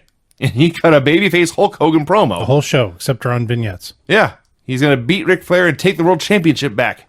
Do it for those brothers who asked him about the border and tested his biceps at 24 and a half inches. Well, I mean, this was supposed to be a babyface turn a couple of weeks ago. He's supposed to be a babyface. But man, did they go crazy for this guy. This was a preview of Rock versus Hogan 3 years from now. Yes, it was. That's what this was.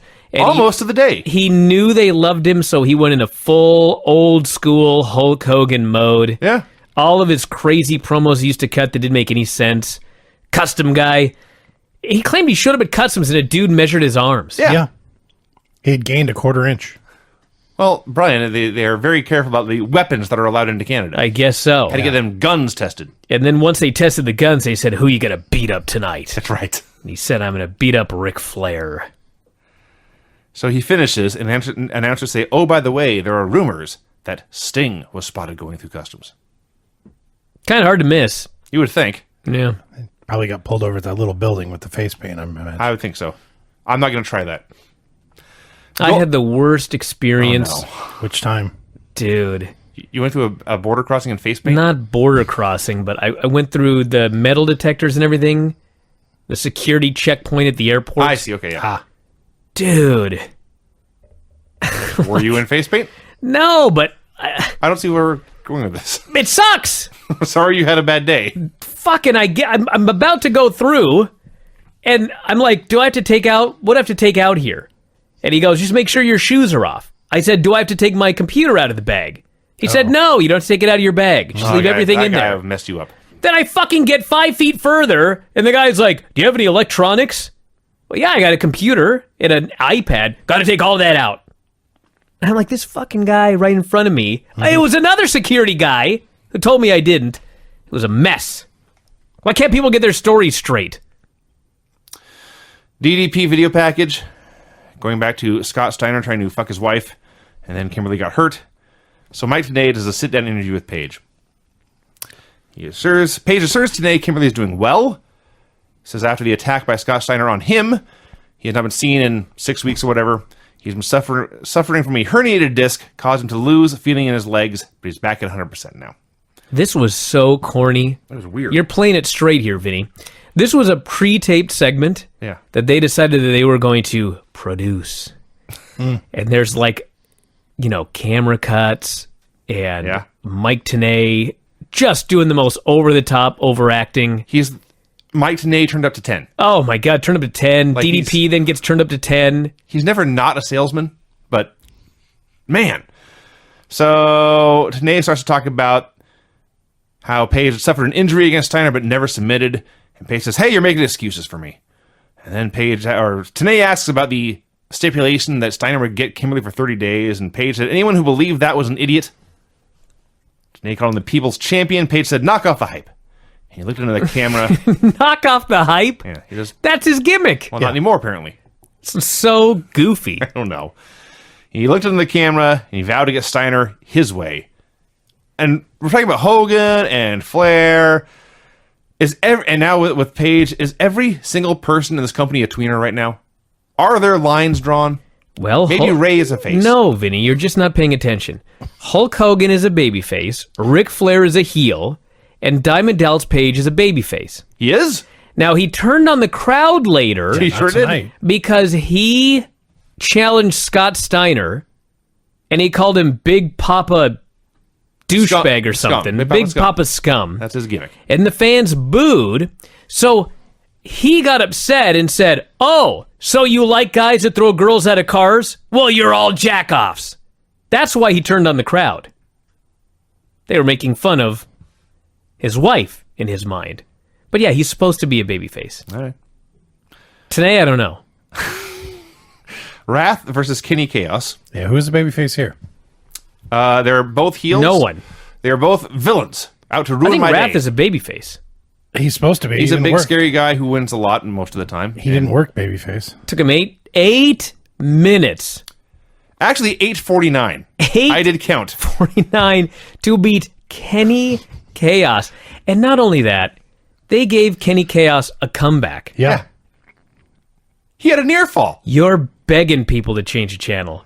I like when Wrath hit 10,000 moves in a row, and move number 954 was a chinlock. Yeah. I killed my own joke. You see the bicycle kick on this particular matchup? I did not. I will say, to be fair, Wrath had a really cool standing dropkick here. He also got a bicycle kick and kicked this man right square in the nose. I buy that totally. How long do we talk about this match? Yeah, we're done. I'm done. It went too long. Wrath hit the meltdown for the pin. Nash was talking to Tori. He wanted to know about David. She only wanted to talk about the finger poke. And when Hogan beat him, and could he beat him again? I got to admit, Nash was just a great heel. And he is a heel, I guess. Vinny, in this segment. She goes, Hogan said that he beat you for real. And Nash says, he touched me with one finger. And then his exact quote was, "Look at me. You think he can actually beat me?" Because he's tall. Because he's big. He's taller and has better hair. Sure. So, yeah, he was appalled that she thought Hogan could really beat him. And he said, "This is all really interesting." Which He says, "It's real, all right. Real interesting." yeah. This is very bad. we are being far too kind to do so. Tori's acting is horrific. And she's actually been decent, like the first few TV shows she did. Yeah. This stuff is just bad. So Mean Gene brings out Flair. And I had the comment about the announcers earlier, but here was where I really noticed it was Tony in particular. Gene says, "They're hanging from the rafters here in Toronto." And Tony says, "Gene says that every week. There's never anyone hanging from the rafters. It would be a terrible seat if it was." So the fans call Flair an asshole. And Gene says, "We'll edit that chant out later." Tony just says, "It's live." He's just sick of everyone. Done. Just done. Like, every single person who works at WCW is now his mortal enemy. This is Friday afternoon at 2:50. Later, Done. Later in the evening, my favorite Tonyism is they're doing Hogan DDP, and they're brawling all over the place. They destroy the announce table. They try to destroy the big, giant metal WCW sign. And Mike Tenay goes, "They're going to tear this city down." And Tony very calmly says, "They're not going to tear the city down, Mike. It's a pretty big city." Tony's the man on the show. And then he goes, "We hype things up a lot, but that's ridiculous." Tony Schiavone, Tony the was greatest night in the history of our sport. We hype things up a lot, Tony, but that's ridiculous. They're not going to tear all of Toronto he down. reached his bullshit limit, and he is having none of it. Tony is an angry drunk. Oh, he's not drinking. I also came to the conclusion that he was not at 100%. No, he's just over it. So Come on. So Flair comes Pay this out. man some respect. They're in Toronto, so he threatens to beat up the hockey player Ty Domi. And he says, "It's the only country in the world where I can make a $100 bill last for a week at the Marriott." And of course, I am not Ric Flair, so I thought, how is that a bad thing? Well, with the exchange rate, I'm sure you get a little bit. So DDP comes out, and they get in each other's faces, and Flair says, "I have the book, and I acknowledge you've elevated to great heights, much to my dismay." Says, I got the book again. I can bury you like I used to. Yes. And DDP goes, it must have killed you to have to call me a superstar when I came out here. Mm-hmm. So Flair books Page against Hogan. Hogan comes out. Page says if he has to go through Hogan and then take Flair's belt to get to Steiner, that's what he's going to do. Okay, I understand he's angry at this man for hurting his wife. The world title should not be a stepping stone to anything.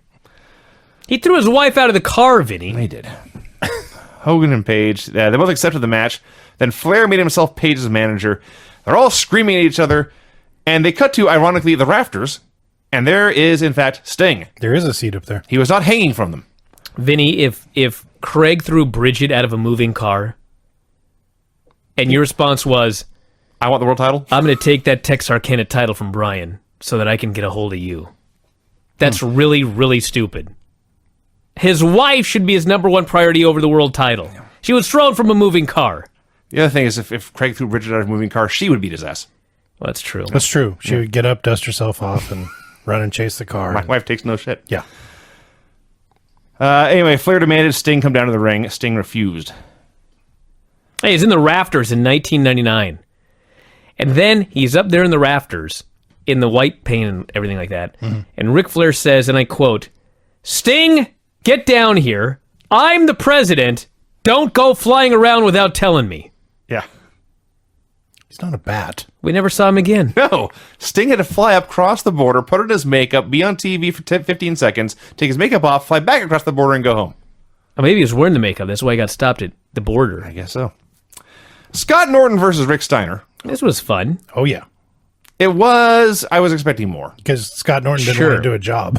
Well, Scott Norton definitely did not want to do a job, and Rick Steiner didn't want to actually work. Well, Rick Steiner didn't want to mess with Norton either. That's possible, too. Yeah, it's true. So they're talking about cauliflower ears because of Rick Steiner's headgear, and Shivani starts making fun of Larry's ears. Mm-hmm. He should get those fixed. And Larry says, I'll keep them. It scares guys on the golf course. Shivani says, you're not going to scare a pro golfer with a cauliflower ear. Can't handle it.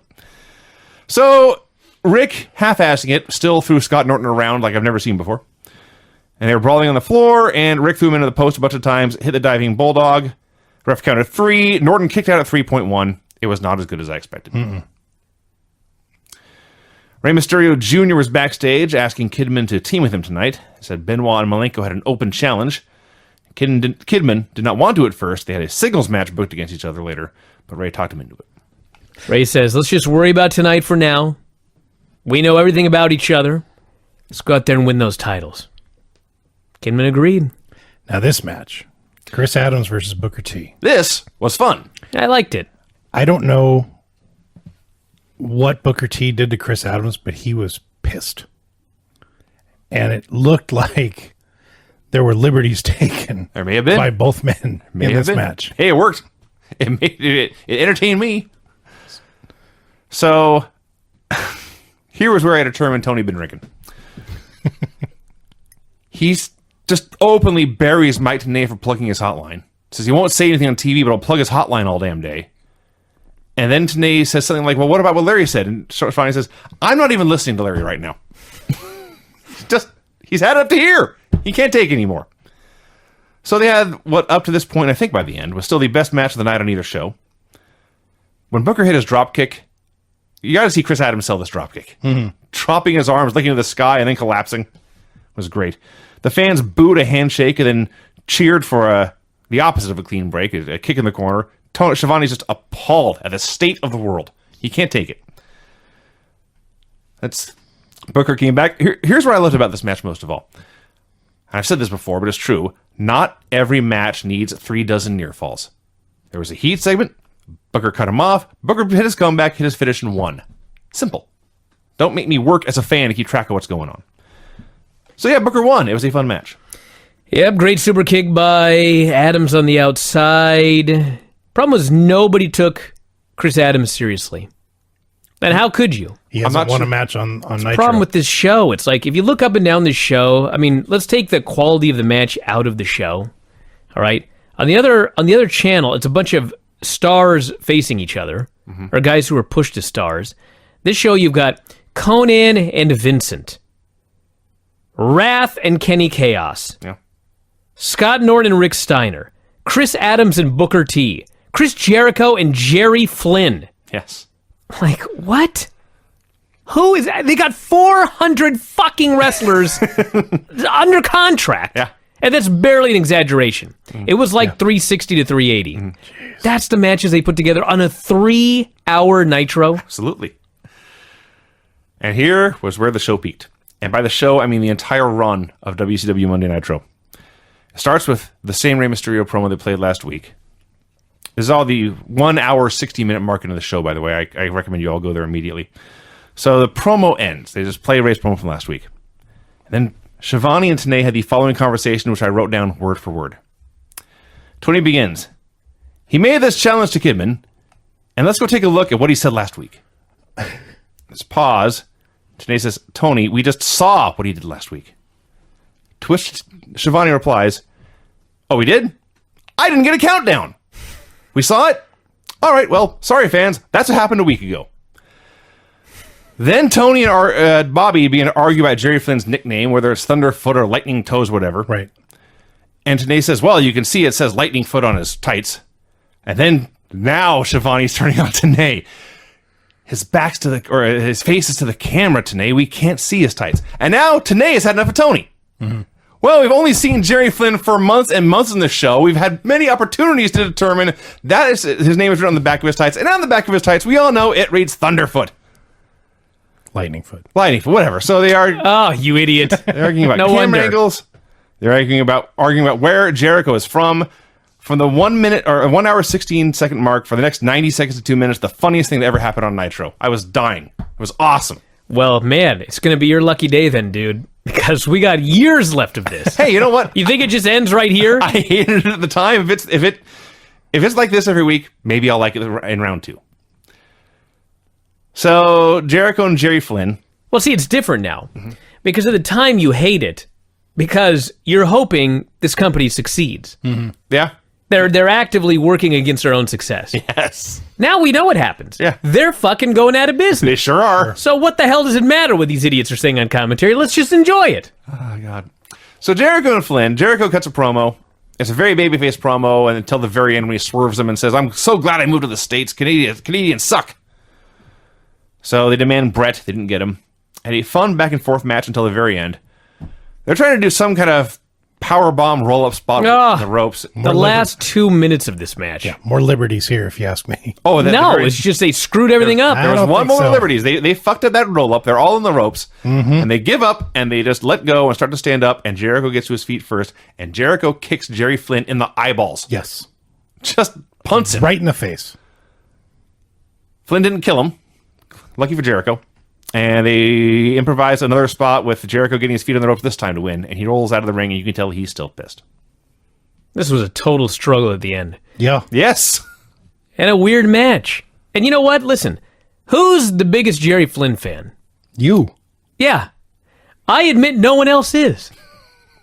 It's right. Jericho versus Jerry Flynn. You should love this match. You're missing my point. Am I? Can we figure out how to book a show at some point?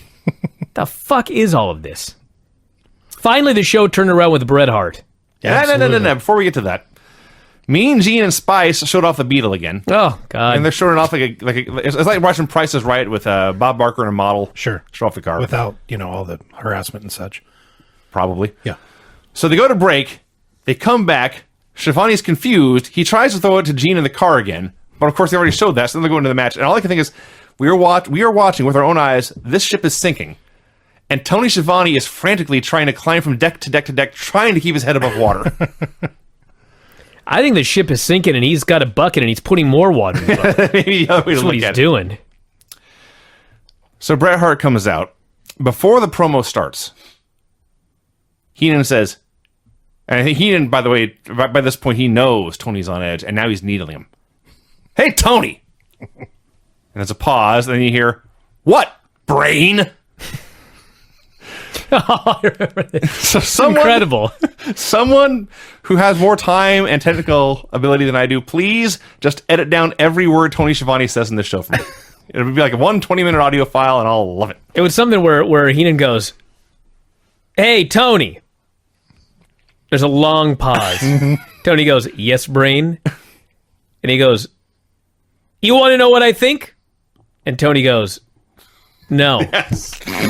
I couldn't write everything down. And so Bobby goes, well, I'm going to tell you what I think. And Tony goes, see, fans, we don't want to hear what he has to say, but he's just going to say it anyway. Then Bobby goes, well, fine, I'm not going to say it. Tony goes, what are you going to say? I'm not going to say it. This happened, everyone. He's not making this So up. then they start cutting to Brett coming down to the ring, and they're still going. And Tony's like, all right, Bobby, just tell us what you want to say right now. And Bobby goes, I'm not going to say it. Tony goes, you've forgotten. Your brain is empty. Bobby goes, no, it's not empty. I just don't want to tell you now. Just on and on. Unbelievable. The best And anti-chemistry. then Bobby's like, just go home. Yeah. Or no, Heenan goes, just go home. And Tony goes, I don't live in Canada. This is off the top of my head, by the way. I didn't write any of this down. He goes, just go home. Tony goes, I don't live in Canada. And I forget what Bobby said after that, but They were just yelling at each other, telling they each other lost to it. leave. Yes. This is like 2 6-year-olds on a playground arguing. It was awesome. So, Bret Hart. He's in Canada. He recites the lyrics to "Oh Canada." Notes he's a 5-time world champion. Can't get a match with anybody. He starts rattling off names like Flair and Hogan, and the fans who cheered all these men earlier are now booing them every time their names come up. he was the one guy. He could bury everybody, including Hulk Hogan. And they loved him. And then hated the guys he was burying. And finally, he gets to William Goldberg. You big chicken. Big chicken.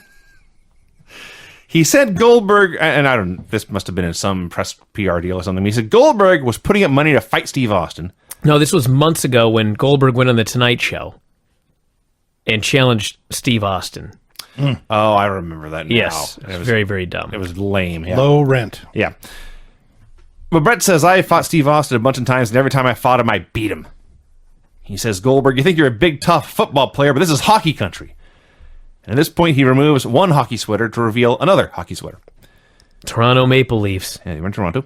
So Goldberg comes out to very clearly piped-in chants, because these fans were booing him, but they're still... Yeah, they were like afraid he might get booed. It's like, you're in Toronto. What the fuck were you expecting with Bret Hart out there, you idiots? So Goldberg comes out, and this is actually very famous. I thought this happened later in the timeline. So did I. I thought it was in the summer. I thought it was after Brett got hurt, but clearly it wasn't. Goldberg hits the ring and spears Brett, but then both men are down. They both collapse. They're both just laying there for a few minutes.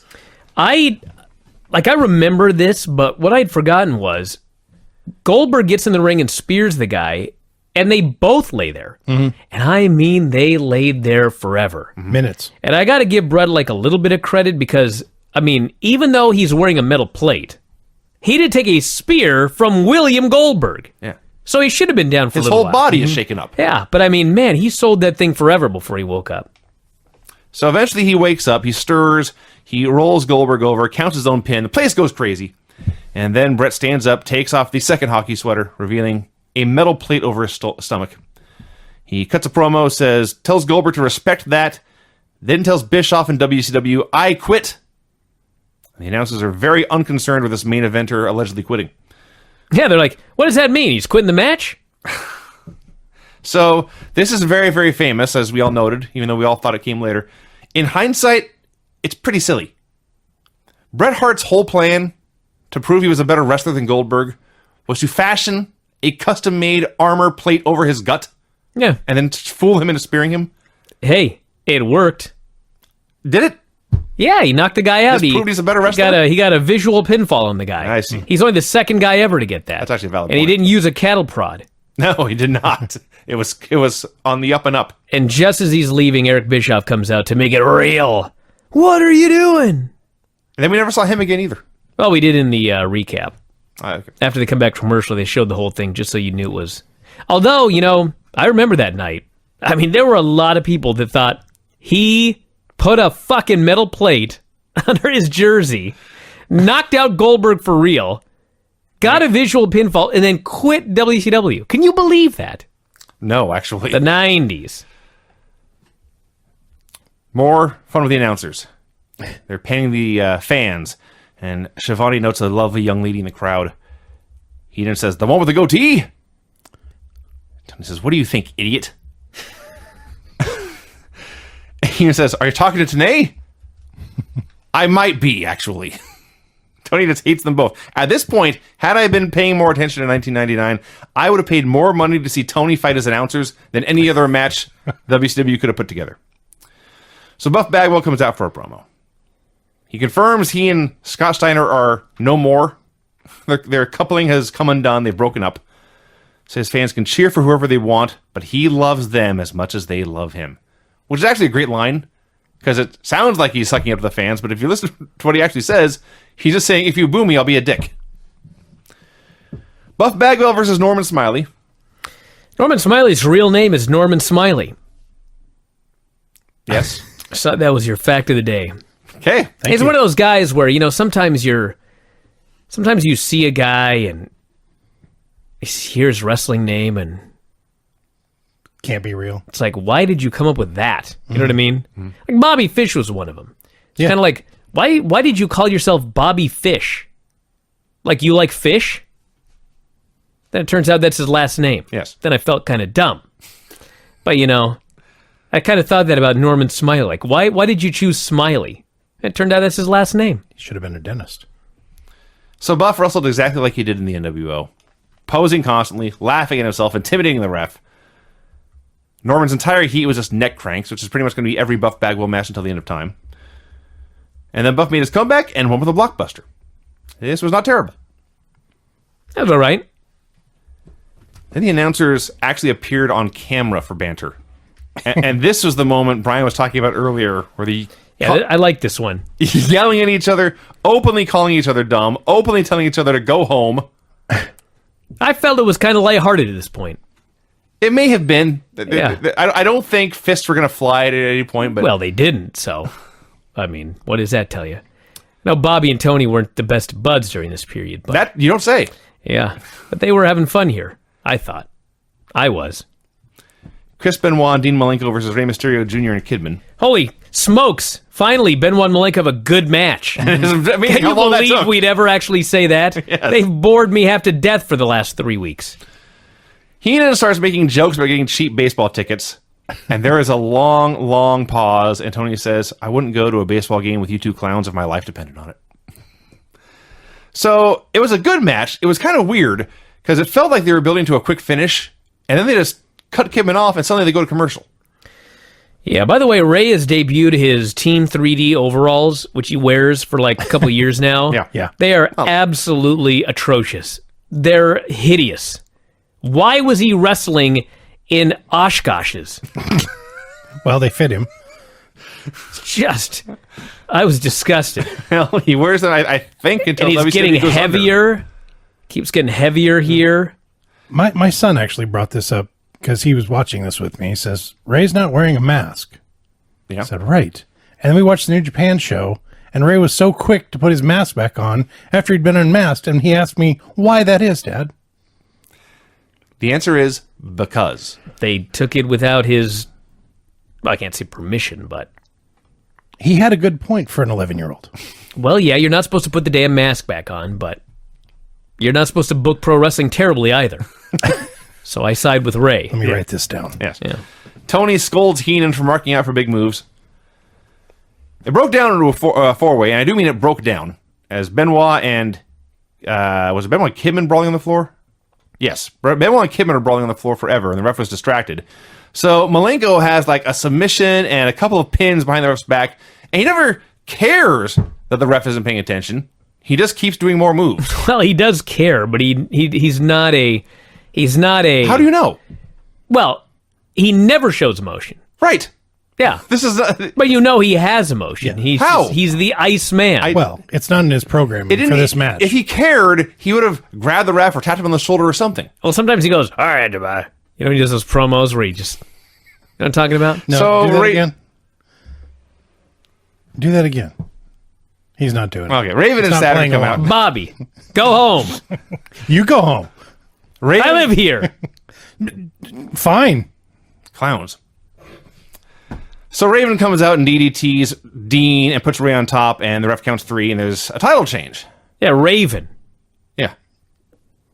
Which is funny because maybe... Because it doesn't make any sense. Well, it doesn't make any sense.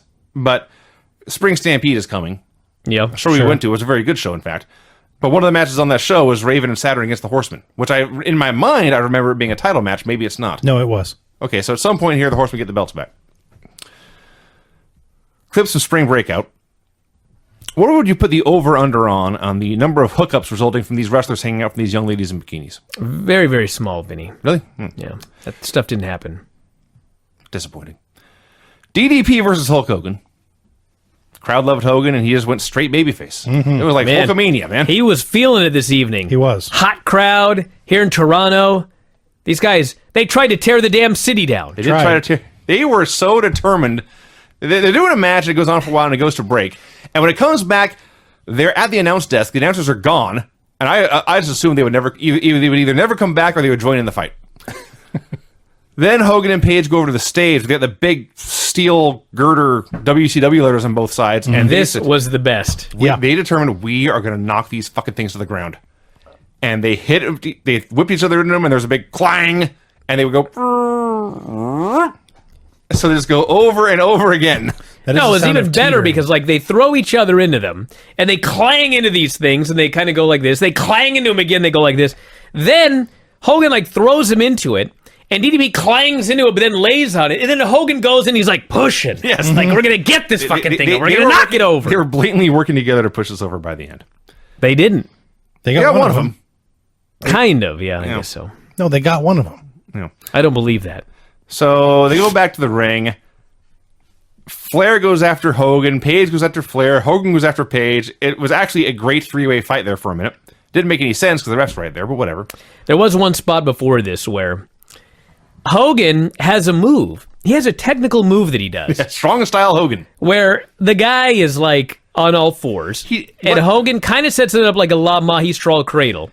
But he basically causes the guy to do a forward roll, and he ends up in a cross arm breaker. It's the exact same armbar Alberto Del Rio used in WWE, much, much, much slower. Kinda, yeah. But anyway, he goes through this move, and Page is not rolling over. No. He's still on all fours. So Hogan just sits down and does a cross arm breaker. Yes. With DDP on his stomach, which means he's bending his arm this way, the way it's supposed to go. And he just lays there. Shockingly, DDP does not submit to this cross arm bender, I call it. So Shivani yells at Heenan for repeating himself. Ref goes down. Charles Robinson hits the ring. Hogan hulked up for what had to be the first hulk up in years. Yes. Had a ball doing it. I wonder if it was supposed to be a diamond cutter, because Page just gave him a clothesline, and then he popped up to do his hulk up.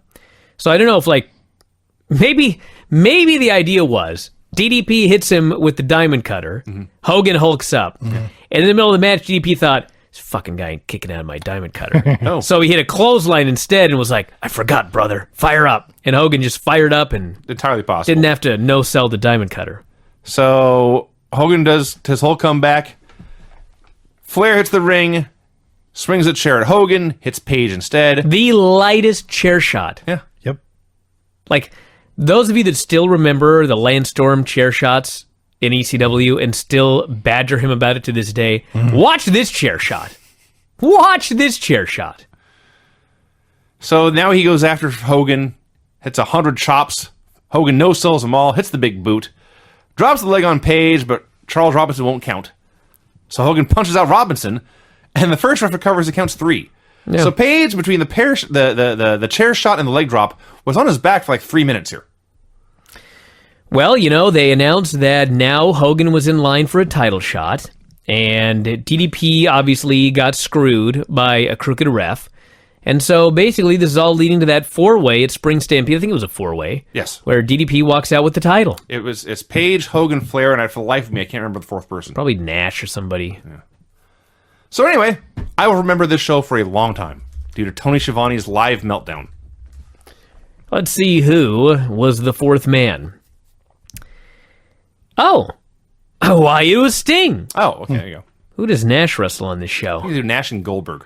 Oh yeah, Nash and Goldberg. That's right. Yeah. How about that? Scott Steiner, Booker T. Benoit Malenko versus Raven and Saturn. Ray versus Kidman again. Conan versus Disco. Scotty Riggs versus Mikey Whipwreck. Bam Bam Bigelow versus Hack. back. Yep. Yep. And the Hoovy Blitzkrieg. Very famous match. It was a very good show. It was. And we got to see Hulk Hogan working us. That's right, we did. He was limping into a hotel. He had he was pretending he had a leg injury. Yeah. But he didn't have a leg injury. So we were out. We met Chris Benoit that night. We did. And we were in the parking lot. And there is like the hotel or whatever. It was a building of some sort. It was the Sheridan downtown, and the parking structure was adjacent to it, but there was like a side entrance. that Yes. He actually had to walk up. So he had to go through this entrance, and there's nobody around. Like, we looked up, and it was like that, it's the wall, brother. Like, he's that far away. Yeah. And here's this dude just limping his way. And it's like, that's fucking Hogan. He's selling his fake knee injury when nobody's around to get into this hotel. Yeah. It's very impressive. I don't know why. Brian, do you have my music ready? Oh, no, I don't. I always feel awkward asking for it. I wait for Craig to do it. Why? Just ask for the damn music, dude. Is this Okay. it? I don't really care what it is, honestly. The finishes on this show were submission after distraction, clean pin, pin with feet on the ropes, clean pin after interference, and finally, pin after a ref bump and a chair shot and interference and all sorts of other bullshit. Hey, at least we got to finish in a Nitro main event.